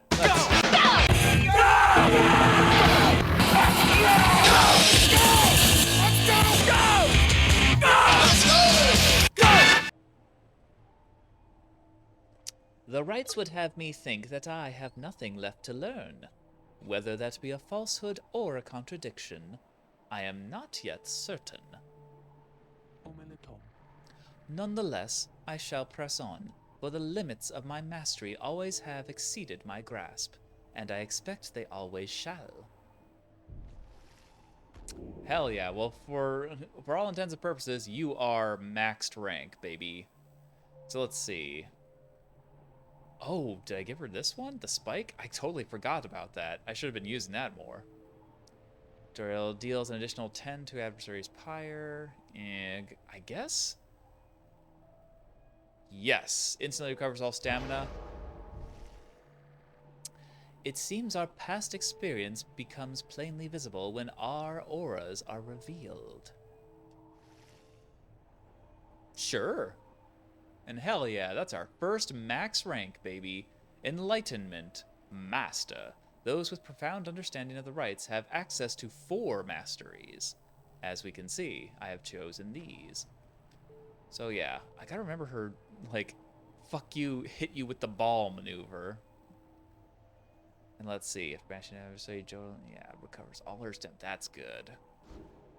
I can see that being synergizing very well with the fuck you throw the ball move at them. Like, you just fucking hit them with that, like fucking dodgeball, and then she gets her stamina back, and she can rush over, maybe do a little stomp to clear out the rabble. Yeah, hell yeah. Is there anything else in here? Huh. Oh, yes, there is. Volfred. He seems to have something on his mind. There you are, my girl. There was something which I wanted to discuss with you in private. Volfred stares at you, rather intently, as if reaching out to you, and then... Wait, why was that one not in English? Whatever. You do know what it means to be a reader. Those such as we are not limited to reading pages from a book. Though, your ability in this sense, Though your ability in this I sense is nascent still, mere flashes, uncontrollable. I see as well, now, that they haven't told you yet, your friends, and that explains a lot. They haven't told you readers such as you cannot go free. Ah, shit. I had wondered why you would insist on pressing onward with this group in light of this. The answer then was plain. You simply did not know, or fully realize. They did not deceive you, by the way.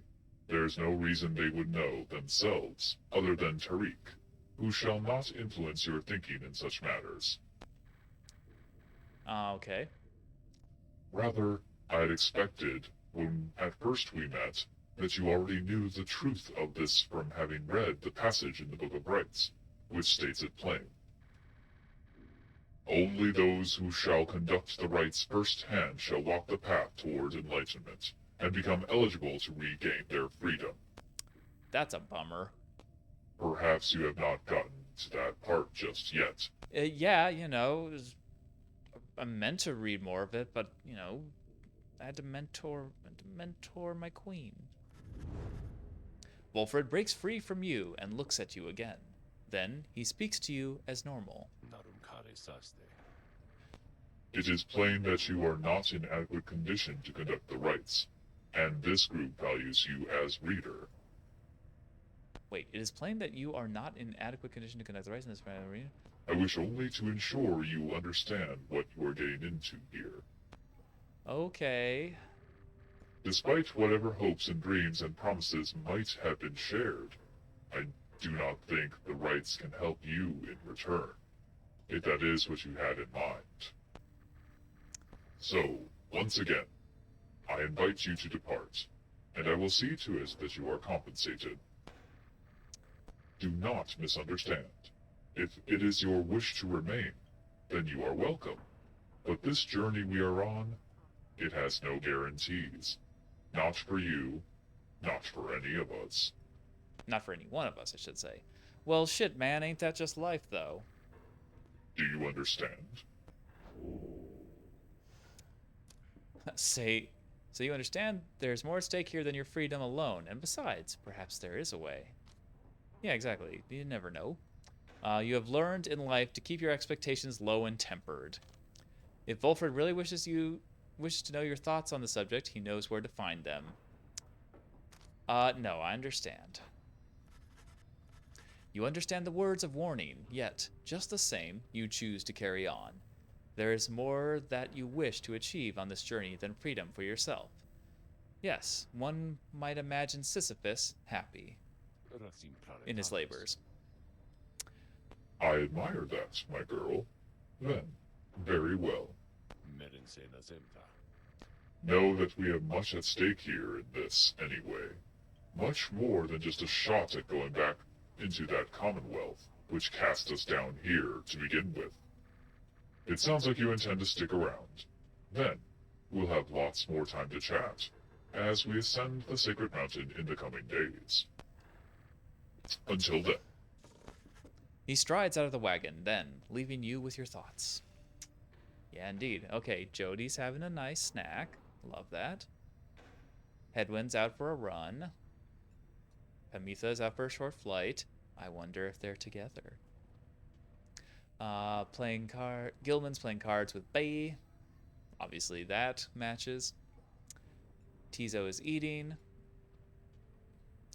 Ruki is making a racket for some reason. And Tariq is composing ballads. Very good. And let us continue. To ascend to Mount Elio. Damn it, I always had that I don't know why. Alright, so that's your ascend to Mount. I'll begin here. Mount Alodiel. Let's get it on.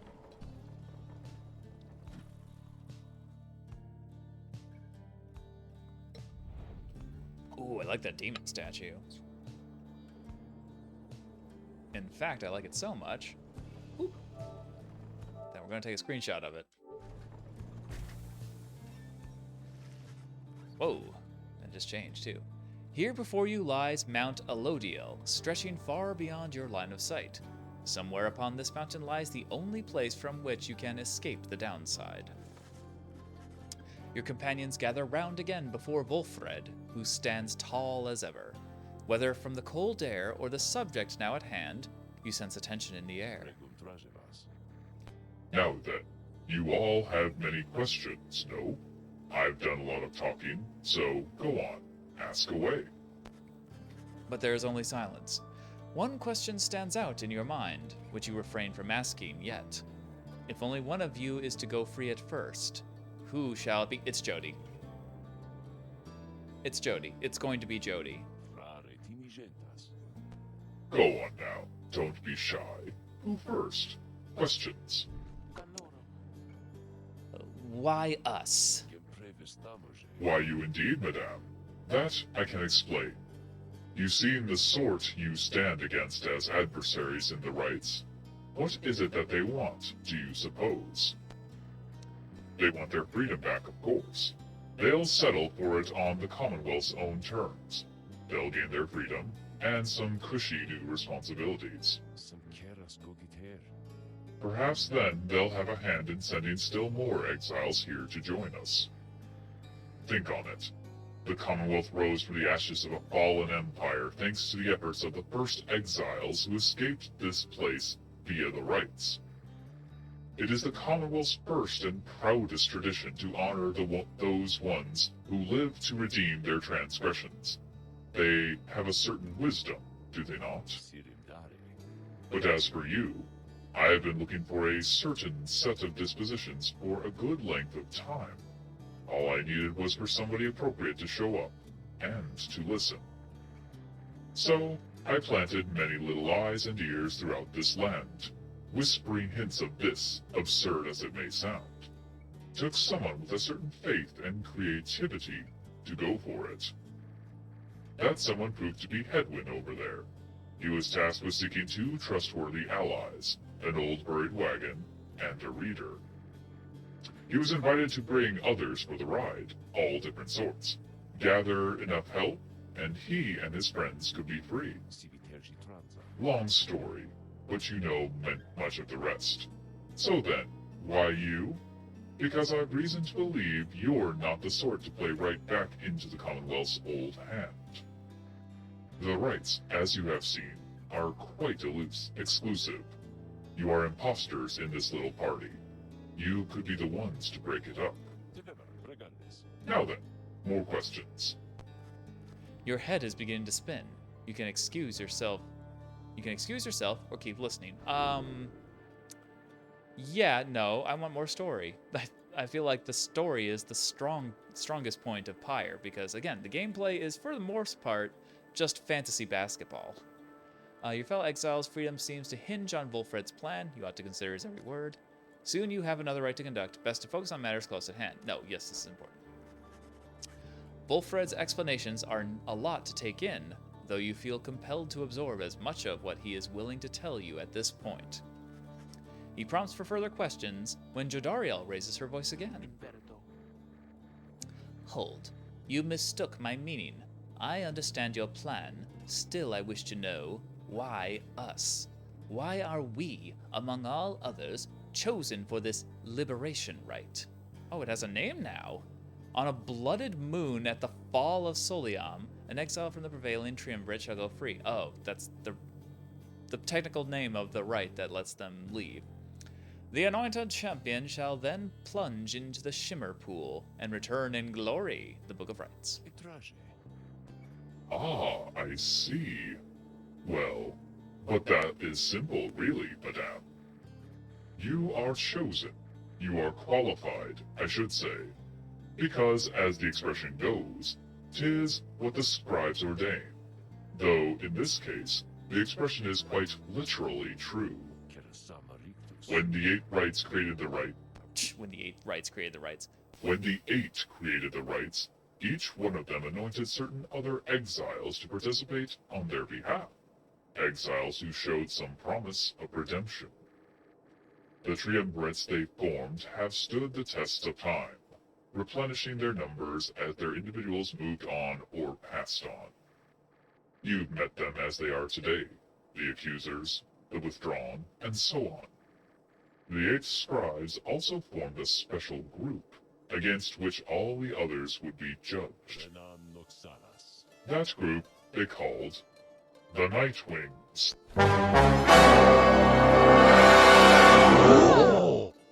Dang.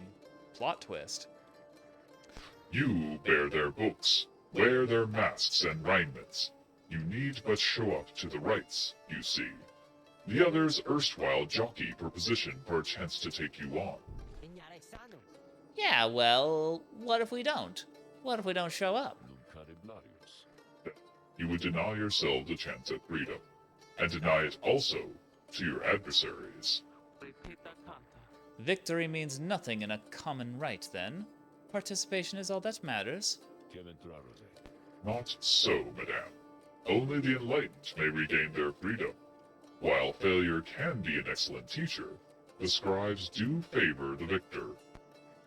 So, you see, those who do not conduct the rites, or do not prevail in them sufficiently, they may find themselves barred from the Liberation Rites. But these are technicalities. Hey, Lamsir! I was gonna call you, but I seen you're live. I am indeed live. I have been live for a little bit. We are currently playing some Pyre, which is a mixture of a visual novel slash fantasy basketball game all about exiles looking for ways to return out of exile.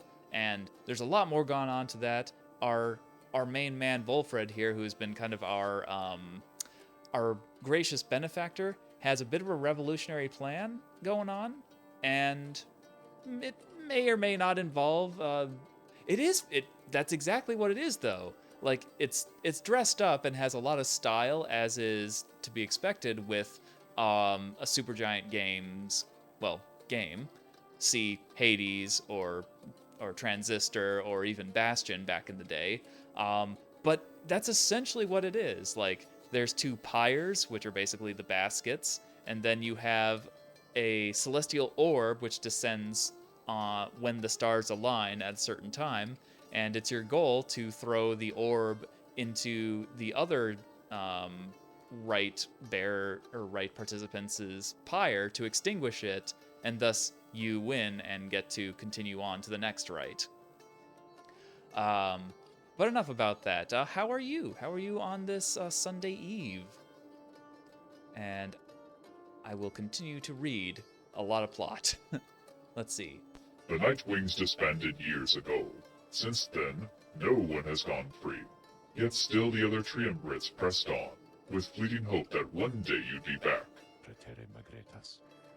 It has been a heavy price to pay in all of this. Now, if you'll excuse me, we'll talk again some other time. Some murmur to themselves about all this as Volfred takes his leave. Others reconnoiter pathways leading up the mountain and present you with some options. I'm okay, same old, same old. All right, yeah, you take the good, you take the bad, you mix it up, and there you get just the facts of life.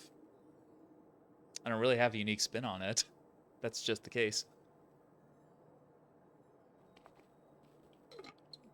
But yeah, a lot going on here. Like I said, the gameplay, while is pretty good, I will say I do find myself enjoying like the weirder aspects of it.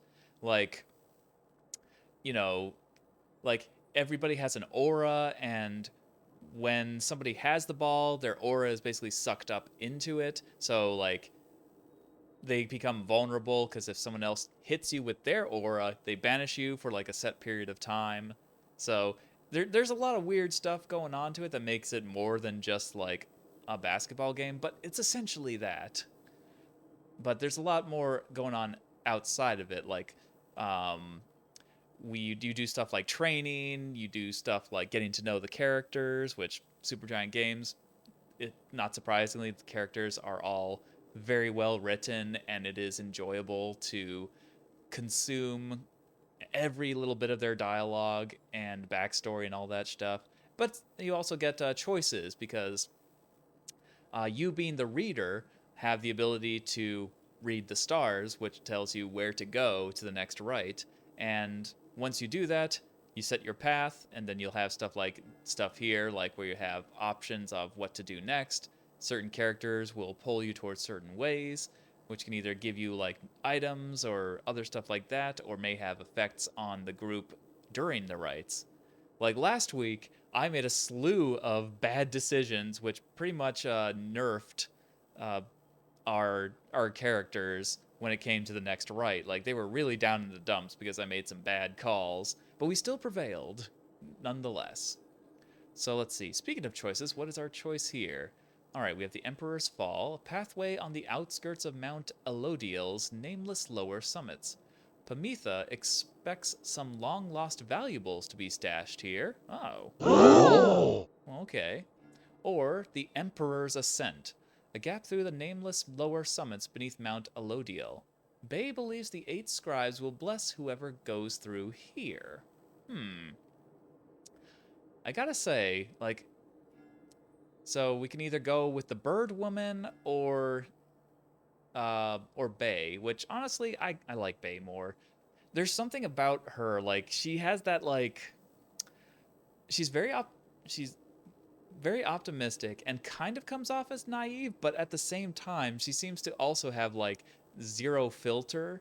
So like she's very good at reading people, but she always manages to like say it without coming off as like an asshole or anything. I don't know. She's just a really good, again, this is redundant because Supergiant Games writes pretty compelling characters, but yeah, I think we'll go with Bay.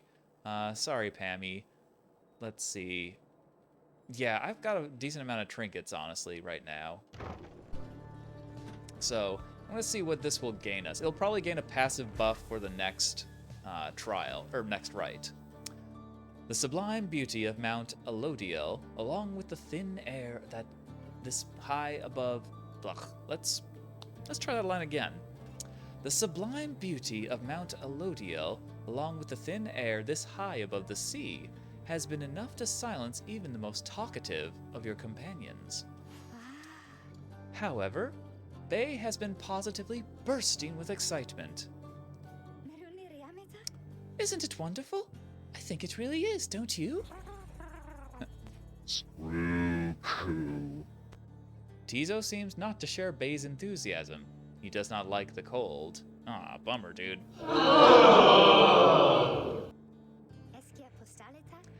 You've been here before, Tizo. Isn't that so?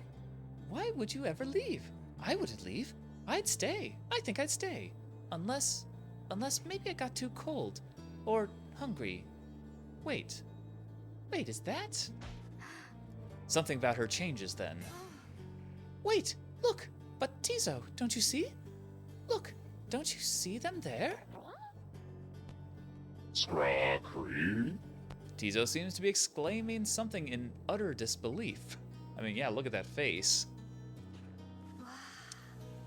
You yourself see nothing, but Bay rises almost off her feet as the imp looks on, astonished. Was that the scribes? It was. I know it was. They said something to me. They spoke to me. They told us we're all welcome. That we're welcome here. Bay runs off to spread the word among all your companions. Strangely enough, her enthusiasm is infectious, and in spite of everything, your spirits rise. Your companions gain +2 hope for the next rite. Oh, excellent. Ringo! Love hope. This attribute affects duration of banishment, one's capacity to see the light in all things. To see the light in things, yes. Oh, that's great too, because my favorite character so far, my horned queen, jodariel, while she is an absolute bruiser and a mighty glacier, unfortunately, the downside is she also takes a glacially long time to come back when she's banished. So anything that helps expedite that process is much appreciated. Especially since we're probably going to be seeing the last of her on this stream. Because I think I want to do this last rite. It seems like a nice cap to the thing. And then what I'm guessing is going to happen here is we're going to be going back to basically the starting area. We're going to face off against all the other teams, quote unquote, that we faced so far, they'll probably have like new dialogue and maybe like a few new twists on their specific playing fields. But I think that's the loop here, because the goal is to get everyone enlightened so that they can escape exile, and then there's other and then basically our benefactor is like, oh yeah, but if you really want to go back there, you got to be part of my revolutionary group, so we can again do a revolution in the Commonwealth. You know, overthrow the working class, restore the world for the workers, all that good stuff. You know, very good goals. Let's see, so another choice we have here. The Temple Cistern, second of 2 paths leading up the mountain summit. Sir Gilman wishes to look upon the sacred waters here. Or Hedwyn wants to go to the Temple High Road, first of 2 paths to Mount Summit. Hedwyn expressed a passing whim to see the view from here. You know, Sir Gilman, I kind of want to go with the goofy little worm boy, but I'm not going to lie, I feel kind of bad because I've been very, very much sidelining Hedwyn here since pretty much the beginning of the game. Like, he has pretty much only participated in the first rite, and that's because there was literally only him, Jodi, and Rookie to play. And he's kind of like, he's sort of like the average stats. He's like the Mario in Mario Kart, where like he doesn't really excel at any one particular thing, nor does he have like any particular weakness. Like I said, Jodi's like a fucking powerhouse, but she's also incredibly slow. And also, like, you know, very easy, a big target, so she's very easy to hit on that as well. Or Rookie is like a little dog person, so he's very fucking speedy, but also like he doesn't do a lot of damage, and his aura like is very thin and very small. So whereas like, you know, Hedwyn is just kind of like right in the middle there. So I guess we should take his path just once.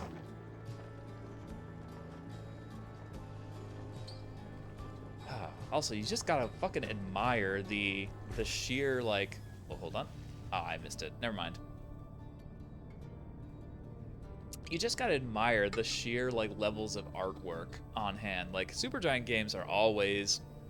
I mean, granted, there's only 4 of them, but all of them have really strong art styles in their own separate ways. Like, Bastion kind of has this, like, colorful, kind of soft, cartoony vibe to it. Whereas Transistor has more of like a neo-noir, cyberpunk, like Art Deco style going on. And of course, Hades just looks fantastic. I should have more to it than that, but just, I don't know, like Neo-Greek or something?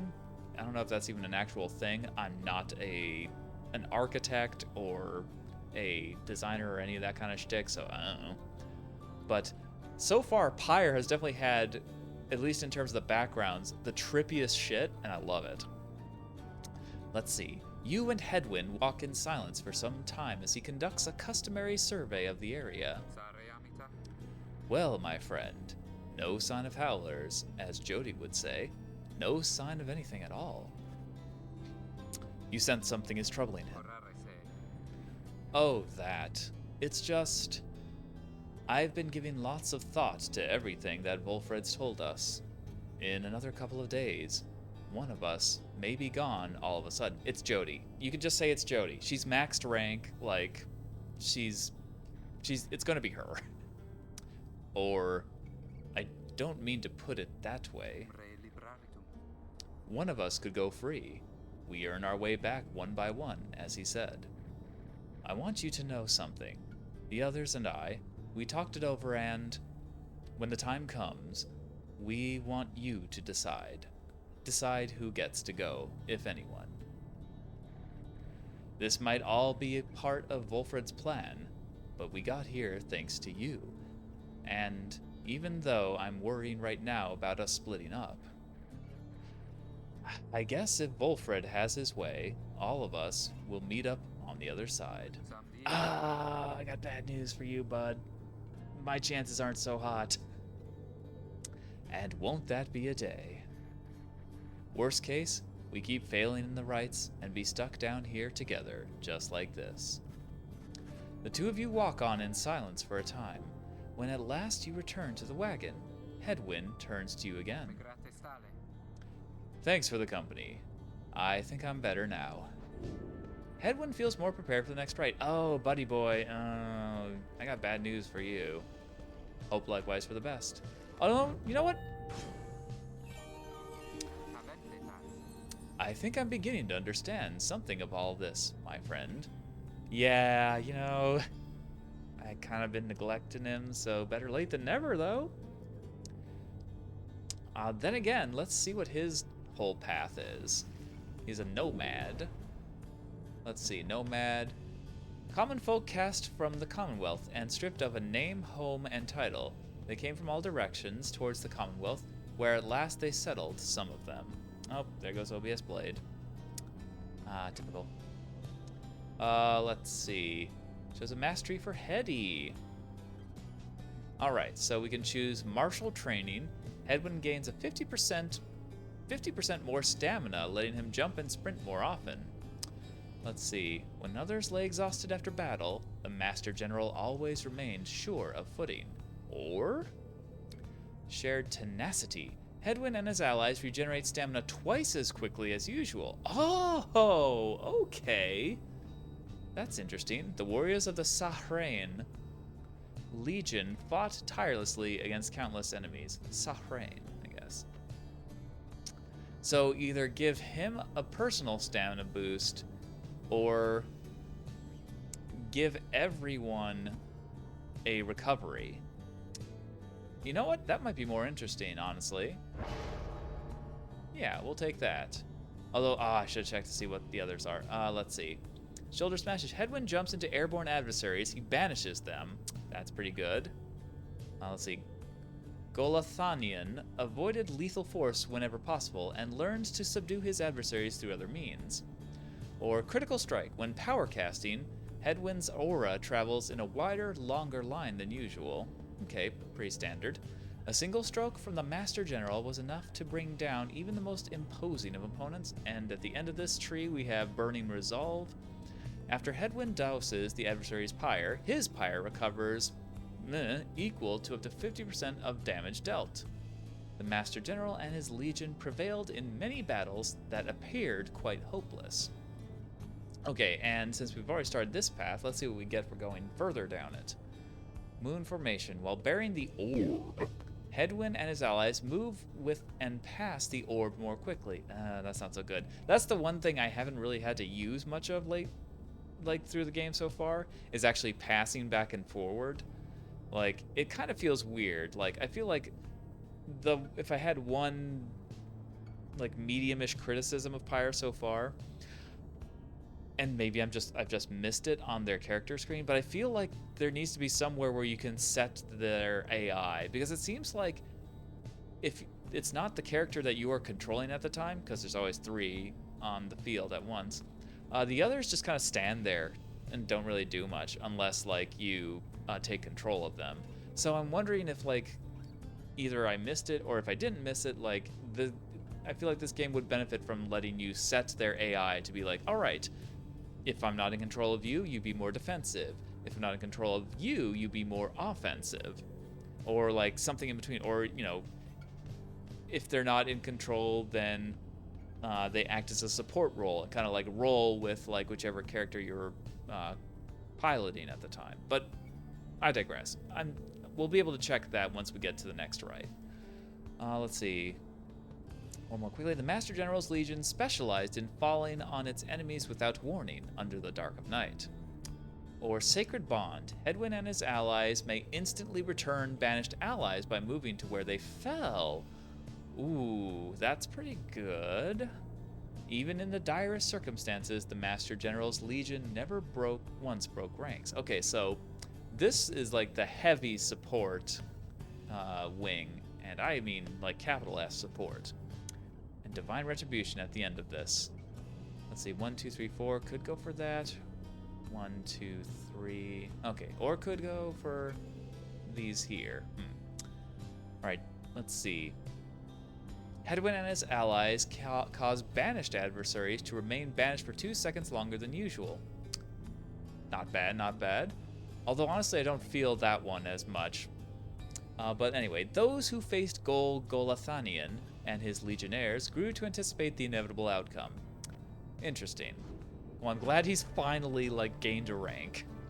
I think outside the later gained party members, he's been long overdue and gained a rank too. You and your companions gather at Scribesgate, where the single narrow trail to the summit narrows even more and falls under an archway carved of stone. Come along now, everyone, and be prepared to speak your mind when you are called. Frankly, most of you still lack enlightenment, but we may pass together, much how we act as with a single heart and mind during the rites. Well then, lead onward, Tariq. Please, follow me. Removing his hat, the lone minstrel approaches the gate. You and all the others follow. Oh, damn. Okay. Oh, yep. I thought so. It's kind of hard to see here, but his lute or guitar, whatever you want to call it, has a crescent moon. I mean, you can also see the motif on his cape. I guess that would be a cape or like a, I don't know what else you would call it. It's on the tip of my tongue, but I can't bring it to mind. Cloak. His cloak. Yeah, the crescent moon. So I guess it makes sense that he would have a sun star-based counterpart, since that is a pretty common thing among pretty much all stories, at least told by us Earth-centric fucks. When the last of your companions nears the arch, you notice someone standing high above, who then appears before you. She eyes the lone minstrel first. Is that you, Tariq? It is. Greetings, Celeste. That makes sense. You know, stars, Celeste. Celeste is basically stars, star in French talk. The gate guardian. She watches over Scribesgate and seems to be connected to the lone minstrel and the rites. I mean, yeah, they're basically opposites. And how was your rest? Too long, Celeste. It seems your work has piled up in the meantime. You bring this many to the gate? Aye. Then, let us make this quick. She gestures towards the rest of you. Now, each of you, in turn, state who you are and what you seek whilst crossing Scribesgate. Do as she says, please, without questioning. Your fellow exiles exchange glances, but quickly comply. I'll start. They call me Hedwyn the Deserter. I've come here seeking freedom, for myself and my companions. In my case, so I can return to be with one whom I love. The woman bids him forward. The lone minstrel prompts Ruki to speak up next. I am regarded by the name of Ruki Greentail. I just want to get out of here, I guess, with my chums, preferably. Go see Mama back home. I am Captain Jodariel. I do not truly know as yet what I am seeking here. Damn, girl. Mysterious. Maybe I shouldn't have pushed her to be the first to be enlightened. Ah, well. As is commonplace, I think when I finish this game, I'll probably watch like a full playthrough just to see like what others did and like if there's more to Jodi's story. I feel like there's a lot because Supergiant Games tends to like pack a lot of optional dialogue and flavor text into their games. Like if you played Hades, you know. Oh, my name is Bay, and I am here, I think, because the scribes have called to me. It must be them, because if not, then who? Scree eek. Tizo seeks to live up to the Nightwings' legacy and maybe see the Commonwealth someday. Sir Gelman of the Sea Dominion, at your service. This knight is on a quest to find his honor. He lost it at a certain point. Pamitha Thayan, I'm only here because my sister's here. Then, as Volfred steps forward, the one called Celeste raises her voice. You, I recognize you from the Nightwings of the past. You are not clad in the raiments any longer. I would know why. I had my chance already. The Nightwings that now stand before you, I travel with them as a pilgrim now. Also, interestingly, he dropped a big old bomb on us earlier in that, one, like us, he can read. And that both means in the literal sense of he is literate like us and can read the rites from the books and such. Because, oh yeah, by the way, the Commonwealth has outlawed reading, which is pretty fucking suspicious if you ask me. But not only that, since he has actually read all of the rites, all of the volumes, he also knows that for those who are readers, there is no chance, at least through official means, of escaping exile. So, yeah, kind of sucks that he dropped that bomb on us. But also the readers also imply, like, you can also read people. Like, in his case, he can, like, literally, like, telepathically communicate with us or anyone. So I think that's what that means in terms of readers. Like, we kind of get that every now and then. Like, we get little glimpses at that. Like, our flavor text is basically, with this revelation, kind of recontextualizes that as not just, you know, flavor text to keep the story going along, but actually, like, our latent abilities kind of manifesting at certain points. Like, our gut feeling is essentially like our growing power to read people. I see.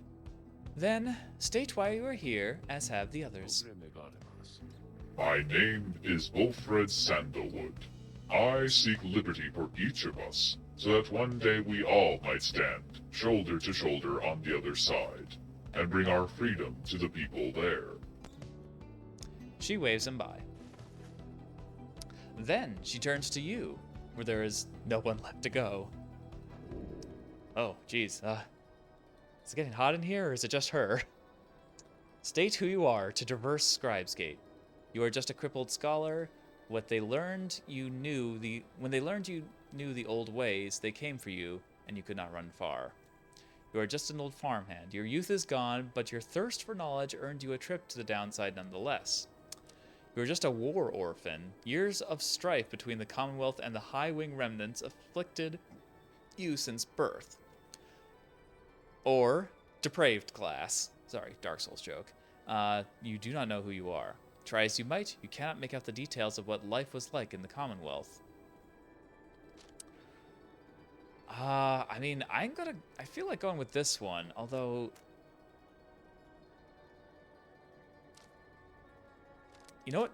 No, fuck that. We're gonna go with this one, because I've basically been choosing what I think are, like, the nice options, or, like, the Paragon options, in Mass Effect terms. And each time, like, they basically give you the option of just, like, saying nothing. And, like, I don't know. I feel it's the first time I want to give it a go. So, yeah, let's just say that we don't know who the fuck we are. You cannot, for the life of you, recall a time before arriving in the downside. Details of the Commonwealth are scarce within your mind. Perhaps you wanted to forget the place. The one called Celeste continues to examine you, expecting you to add to your response. State also what you truly seek to traverse the Scribesgate. You want true freedom, you want to help your friends. I love my friends. I do want to help my friends. You want revenge, you want to see what happens. Like, hey, I'm just here to see what happens. Let's see. You wish to return to the Commonwealth and to live out your days there, doing as you please. You wish to do whatever it takes to see your fellow exiles regain their freedom. The Commonwealth, which cast you down into the downside, cannot be forgiven. All you expect is that the outcome of the whole ordeal is going to be interesting. That's a bit too blasé. I want to help my friends. The companions you have met here, who have helped you to survive, and to find kinship in the downside, your priority is to ensure that they achieve their goals. Yeah, I mean, I feel like that also just pairs well with the I don't recall really who I am. That is all you wish for now. The woman regards you for a time, then nods once, and waves all of you by. The 8 scribes bid the Nightwings welcome here. Go forth with glory. And Tariq, Celeste, be on your way as well. The lone minstrel bows his head and puts his hat back. He does not look back at her. Yeah, she definitely seems like someone you want to show respect to. You know what I mean? It's like, also, what's the deal with them? There's definitely something to that.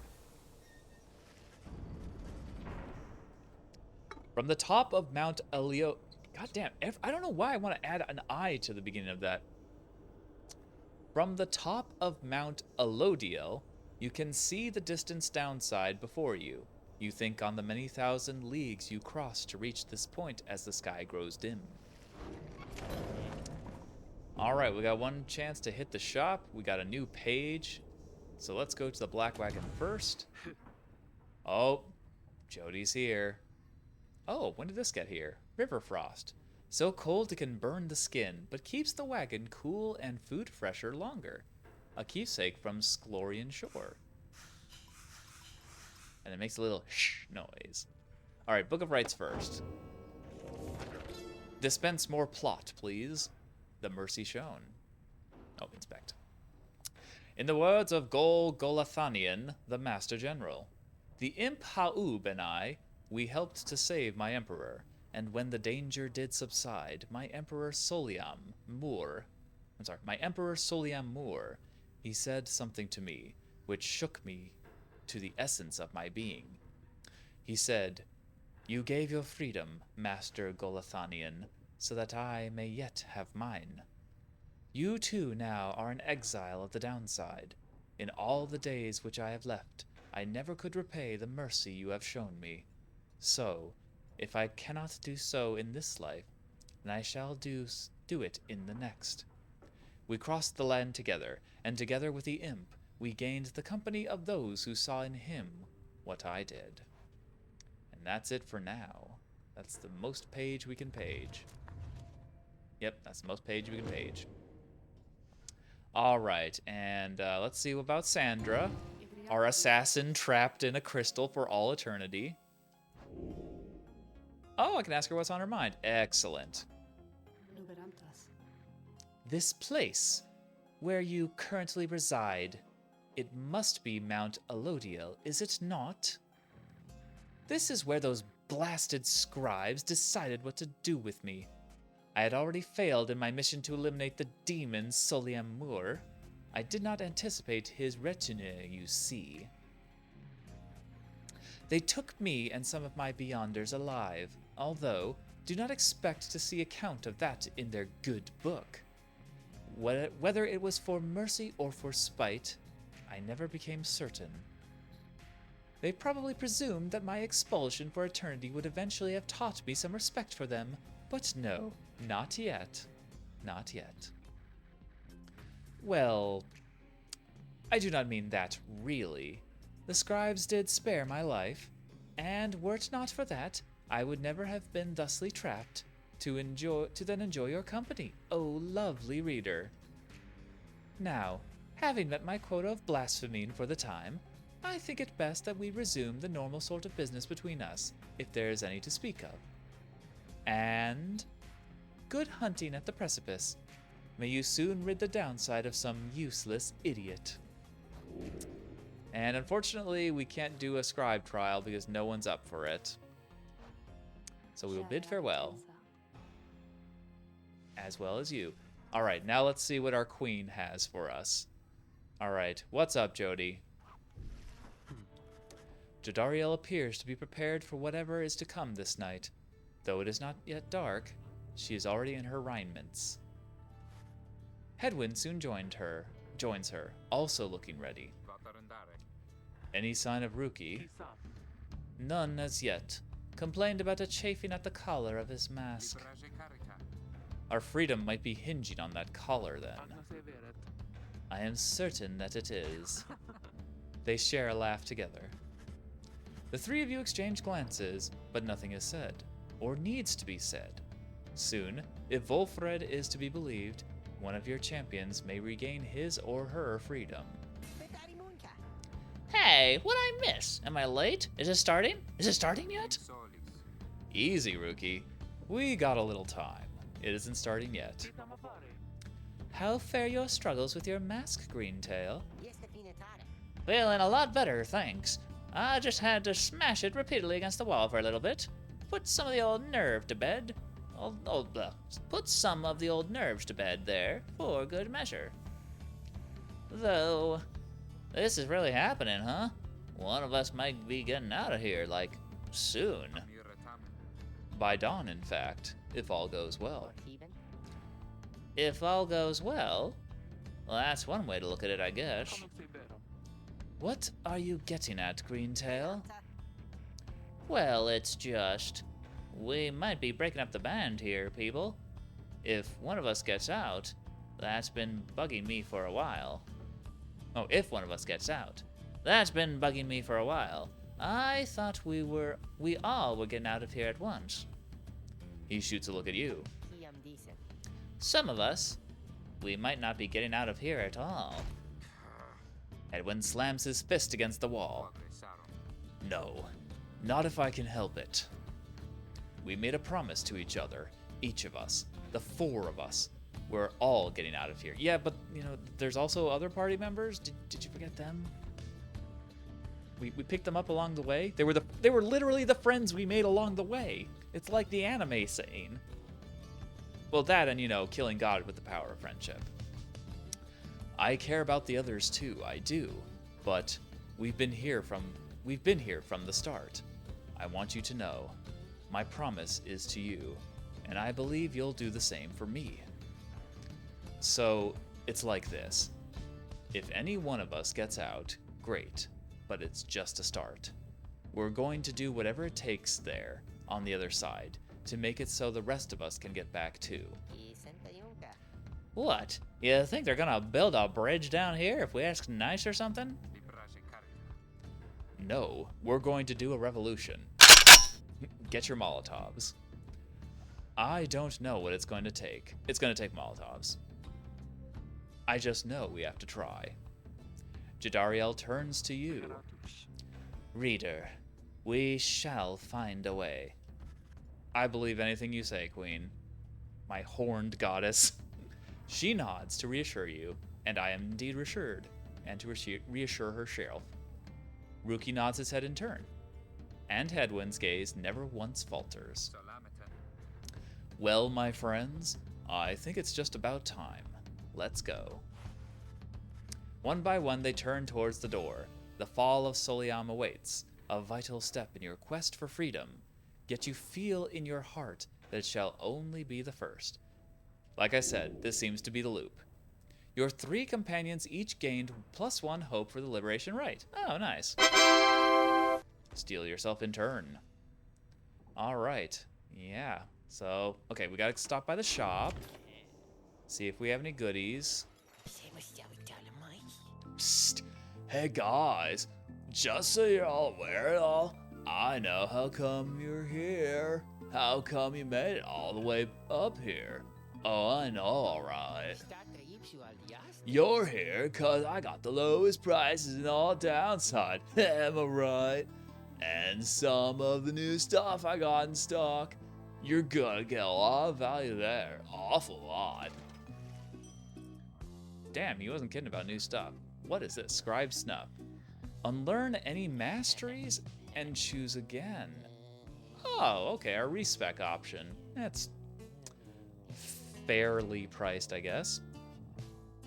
A bit of celestial something or other said to induce mindfulness with no lasting side effects. Okay, yeah, that's great and all, but we're still saving up for the lunar glass. Which, honestly, maybe I don't need now that Jodi's going to be leaving. Because again, she is the slowest, and I was kind of hoping to use it for her. And I got that for Tizo. That is for anybody.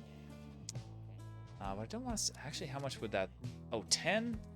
Not even worth selling. All right, my dude. Sorry, not interested.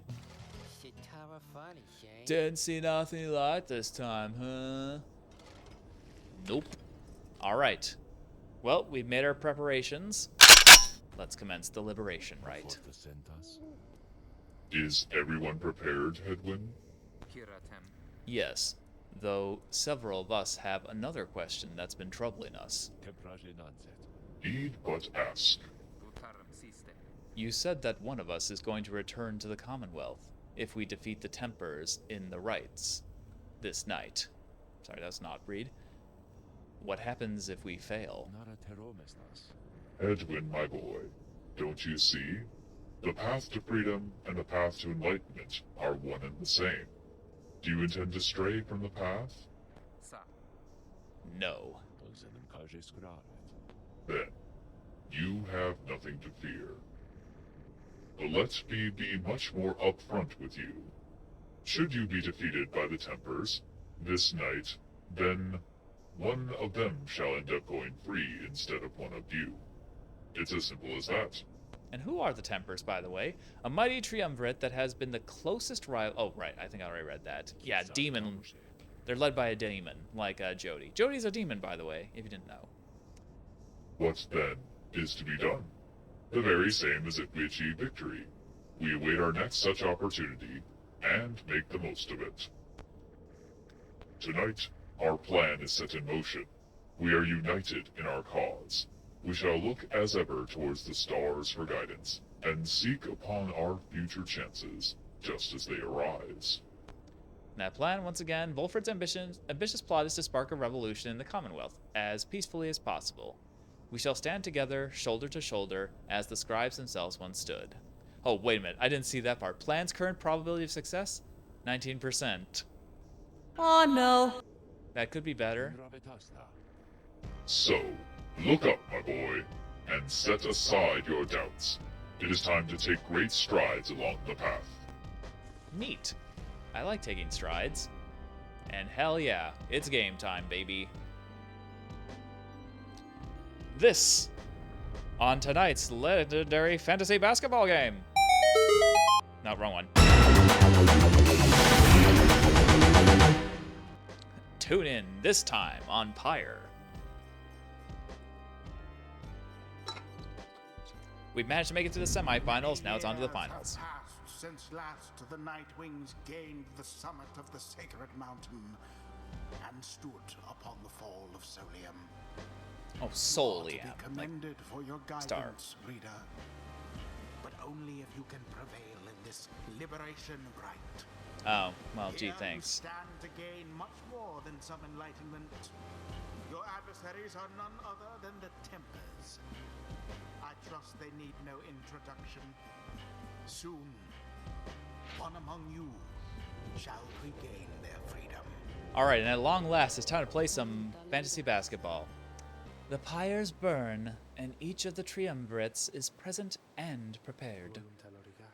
I concur. The pyres burn, and each of the triumvirates is present and prepared. Then anointed one of the Tempers. Come forth now and declare yourself, and pay any respects you have unto your adversaries, the Nightwings. Oh yeah, big demon guy. A massive demon swaggers into view. He reaches for his mask. Whoa, okay, wasn't expecting the pompadour. Jeez. You know who I am already, but look at what we've got here. The damned Nightwings decided to show up. Almost figured we were never gonna see the day again. He takes notice of someone in your ranks. Hey, you. He indicates Jodariel. She scoffs back at him. Lose the mask. Ain't seen one of our own in ages. Not these damn robes. Jodariel's hesitation is almost imperceptible before she moves to remove her mask, just as her adversary asked.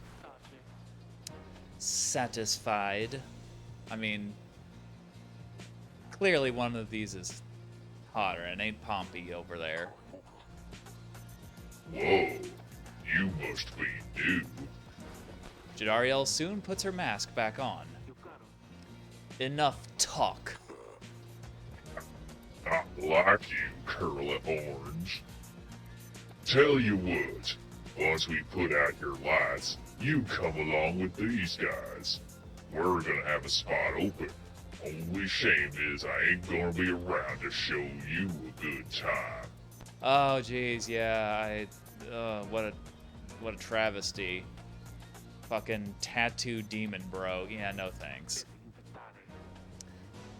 I couldn't have said it better. I should rather cut out my tongue.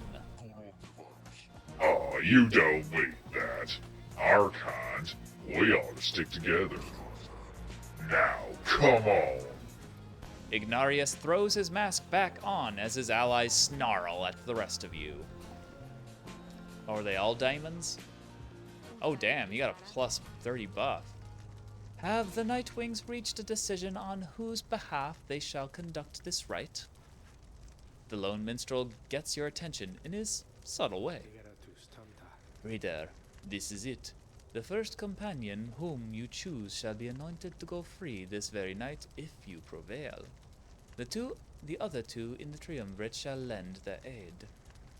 As you may know, only the most enlightened in the rites are eligible to go free. Not all among you may be ready yet. Yeah, but one is. Now, Nightwings, I would have your decision. It's Jodi. Who most deserves their freedom? I mean, it's obviously our queen. Oh, but Rookie. Oh, what do you have to? I guess you only have to get to level 3, I guess. Everyone else is just like, I could let Tizo go? Aw. But Bay isn't. That's weird, because Bay is they're at the same level of mastery. Huh. Interesting. I mean, it's gonna be Jodi. Jodariel. Me? Why? Did I not make it obvious, my queen? Then the Gate Guardian looks upon you and your adversaries.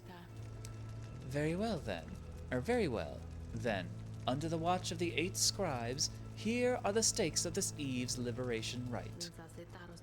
Should the Nightwings prevail, the one called Jodariel shall be liberated.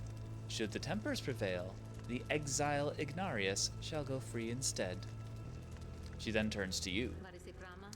Now, who among the Nightwings shall complete your triumvirate to strive alongside Jodariel and see to her return in glory? Who shall strive for her? Indeed. Well, let's see. You get a... Does everyone get... Oh, everyone gets a plus to their hope. Okay. And I can actually choose Pamitha? That could be interesting. Because, yeah, Jodi and her kind of have a little bit of a beef on account of they've been on the opposing sides of a war. But she's also pretty underleveled, which unfortunately is both my fault, but also because she's like the latest addition to our party. Okay, so Rookie is pretty good. Like, he's at level 3. Hedwyn is at least at level 2. Bay is at level 3 as well. So is Tizo. I mean, I feel like we gotta just put the OG band together. So... yeah? Yeah, I guess. Well, that does mean... Okay, so what was this one? Yeah, we're gonna take that off. I'm gonna put that on there.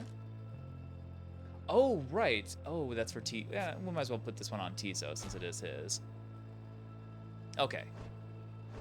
Now let's see. Okay, Ruki's got yours. Okay, so yeah, if I'm gonna take in Hetty, might as well give him his best chance.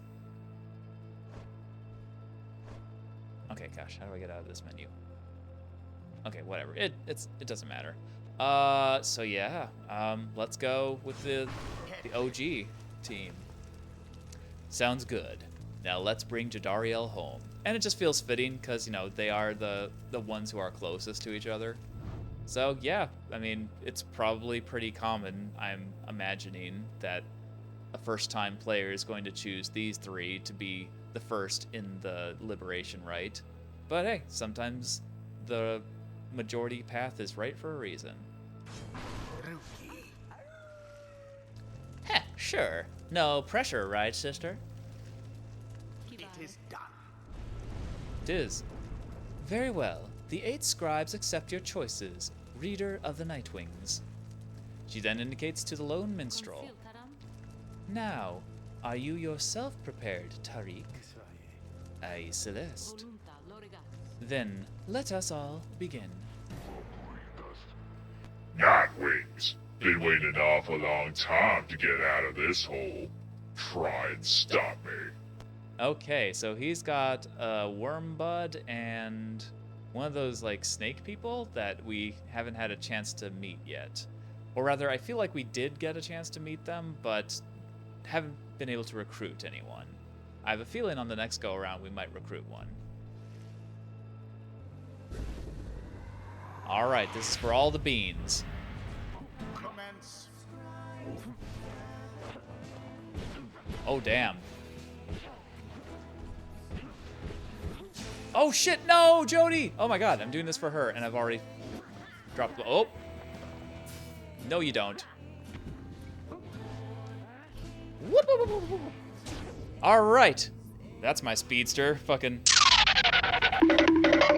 Alright, Jodi's back in action. Whoop. Whoop. Alright, let's take this nice and simple, like.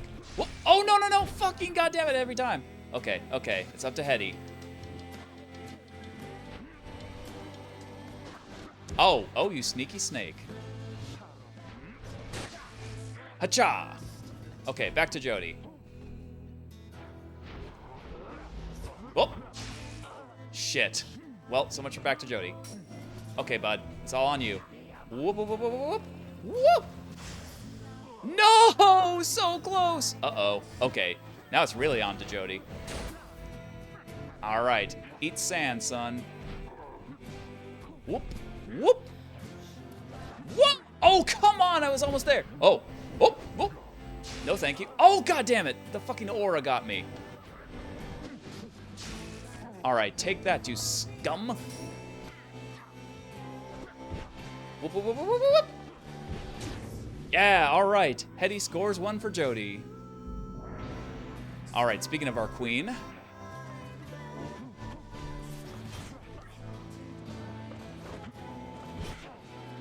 Huh. Yeah, all right. Our queen has scored 1 for her freedom. To freedom. Whoop, whoop, whoop, whoop. Woohoo! Yeah! Oh, my speedy little boy. You ain't good for nothing, Nightwings. Skip out on us for years and years, then show up all of a sudden like you're gonna let somebody out for once. But now we gotta work for it, I guess. Damn it, I used to be the best. At this at least, but now, pressure's getting to me. Can't believe it's getting to me. Ah, Moira. I doubt you'd ever even recognize me anyway. Oh, come on. Don't make me feel sympathetic for the fucking asshole, the antagonist at this point. Come on, Nightwings. Let's see you keep this up. You know what? That's fair. I do have a tendency of kind of faltering in the middle, so... Fuck! No! My lady. Uh-oh. Oh, shit. Ah! Oh, come on. That was the first point. It's a bit early to be all doomsay. Ooh, I don't like that. Fucking no! Left your clutches. Damn it. Alright, alright.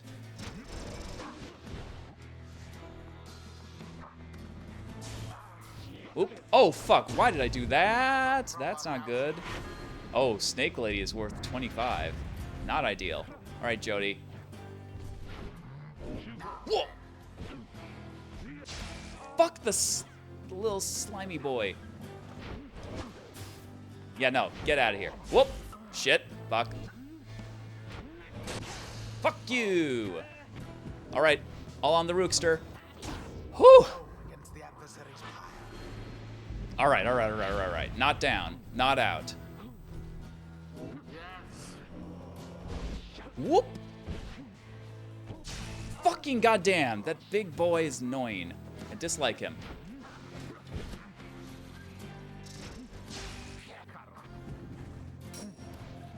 Alright. For your queen. For my queen, rather. Woohoo! Oh, come on! Fucking what? Oh, there goes headwind. Oh, goddammit. Oh, get the ball, queen. Get the ball, queen. Oh! No! Nope. Whoa, whoa, whoa, whoa. Whoop. Whoop, whoop, whoop, whoop, whoop. Okay, okay. Take it easy. Whoa! Nice try, buddy boy. A little fancy footwork saves the day. Alright, Jodi, this is you. Game point. Whoop. Nope, it's not, because I fucked it up.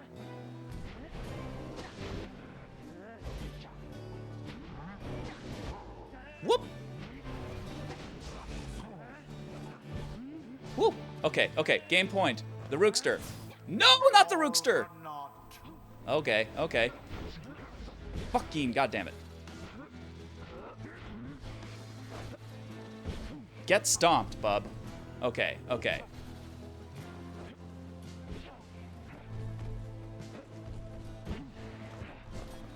Alright, alright, alright, alright. Easy. And that is game! Jodi has secured her freedom. The Nightwings proved their worth. Hell yeah. Fuck yeah. Room for doubt. I mean, that deserves a full fucking...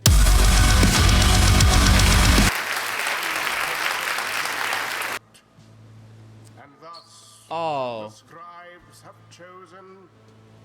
The exile appointed by the Nightwings shall be free, absolved of all misdeeds, return to glory in the Commonwealth. Her adversary and all others shall remain to carry out their rightful sentences.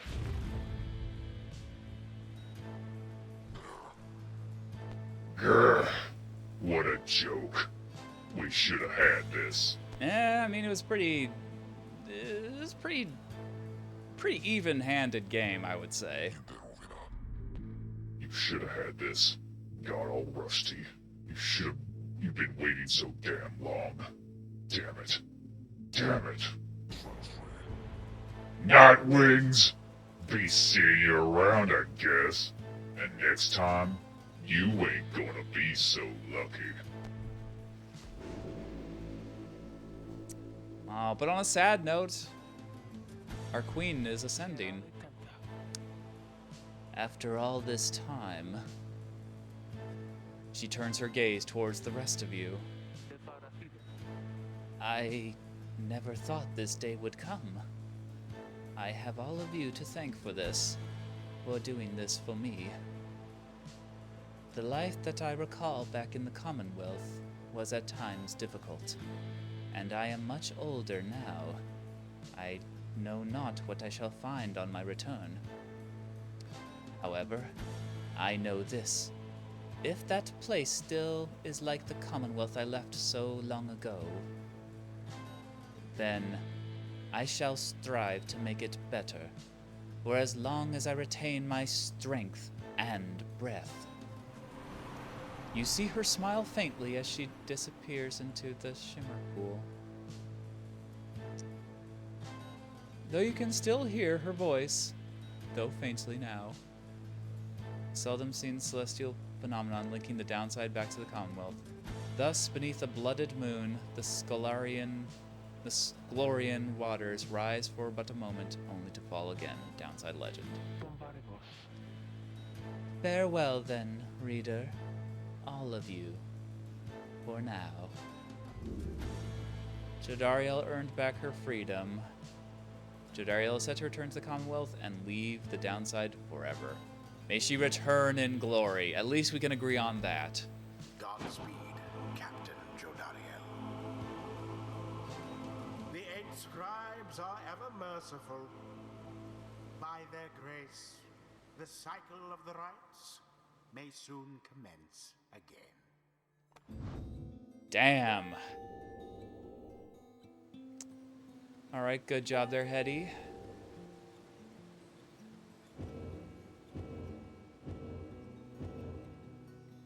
Yeah, that's about what I expected. The 8 scribes gave their freedom so that we may yet have ours. Oh, man. Well, that's... oof. I kind of saw this coming like a mile away. But it still hurts.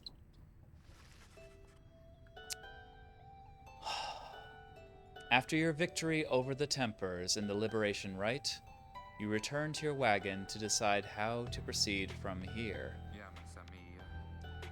I don't know what I'm going to do without her. But same, like, I feel you on that one. Well, look on the bright side. It's one less mouth to feed. Rookie. Too soon. We'll see Jodariel again if we persevere. Our journey's now begun in earnest. We'll just need to make a few last preparations while we're here. What about the stars? Can we afford the time? About that, reader, go see for yourself. The night sky over Mount Alodiel is much darker than you would have expected. Your thoughts are with Jodariel, very fucking true, as you look toward the heavens. You gaze into the darkness of night.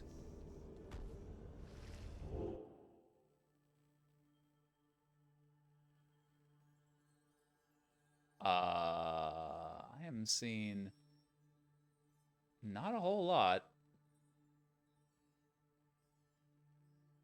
Whoa! You search and search the sky, but in vain. Oh, okay. No stars are shining now. Oh. The stars revealed nothing, did they not? How did he know? You confirm his suspicions. It's as the book foretells. This is the chance we need to make ready for what lies ahead. There's a haven south of here we'll travel to at dawn. And when the stars decide to shine for us again, we'll be ready, mark my words. Well, shit, okay. Well, that was an awful lot. Actually, I don't even want to do this yet. I mean, it's very bittersweet because, like I said, Jodariel, easily my favorite character so far. Again, I don't know what it is. Maybe I'm just a monster fucker, but like, I like my demon femmes, or my femme demons, whatever you want to call them. And I don't know. She's also very confident, and again, on the fucking playing field, fucking crucial. Like the absolute biggest bruiser, and I kind of love that.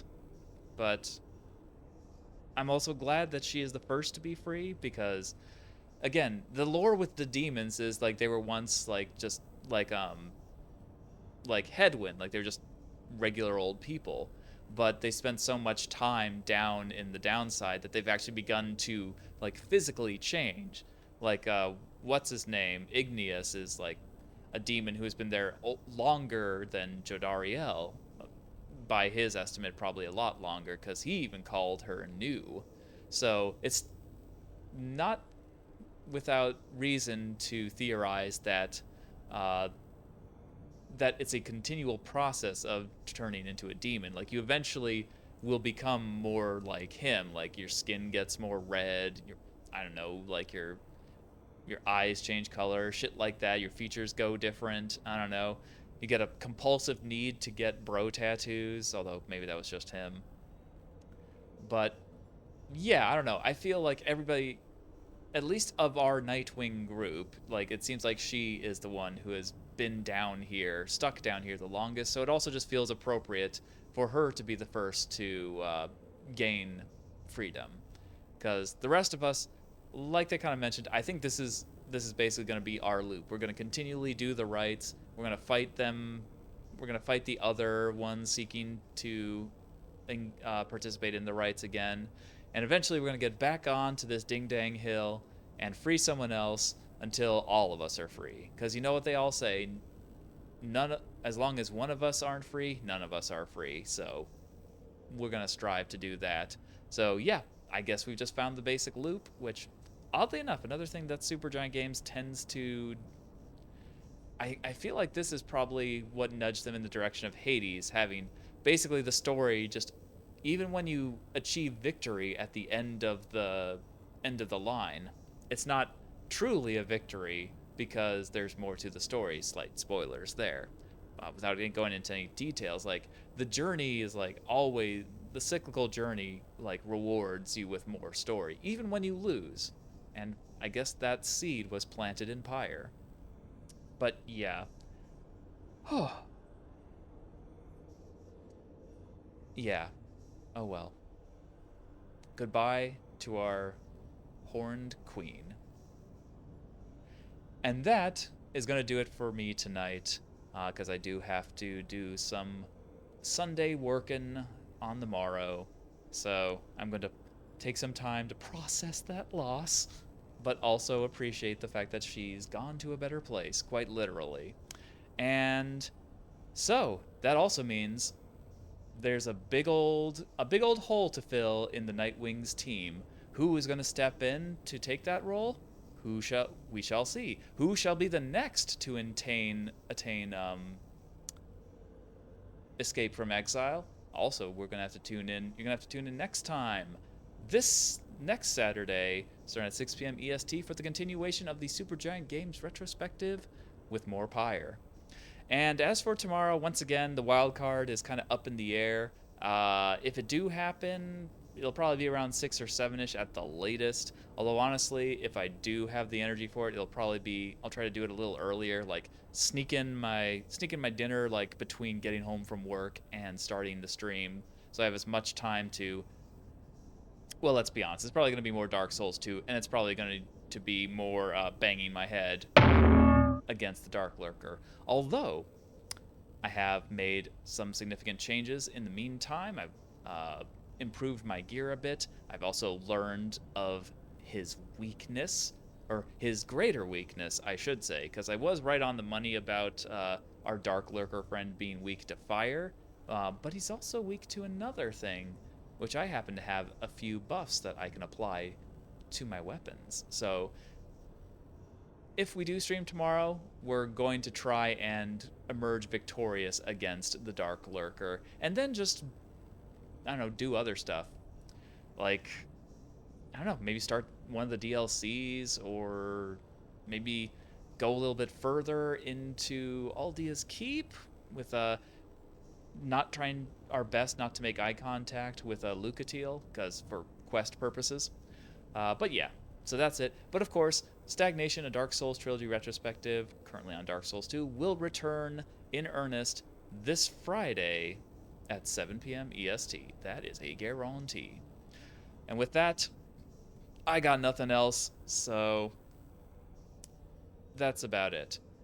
Thank y'all for joining me, for taking the time to view, to chat a little bit on another edition, on another stream, whatever you want to call it. I have been Gola, aka John, your player, your commentator, the NB that you should envy. Hoping that you will take care of yourselves out there, and I will see you on the next stream. Bye-bye.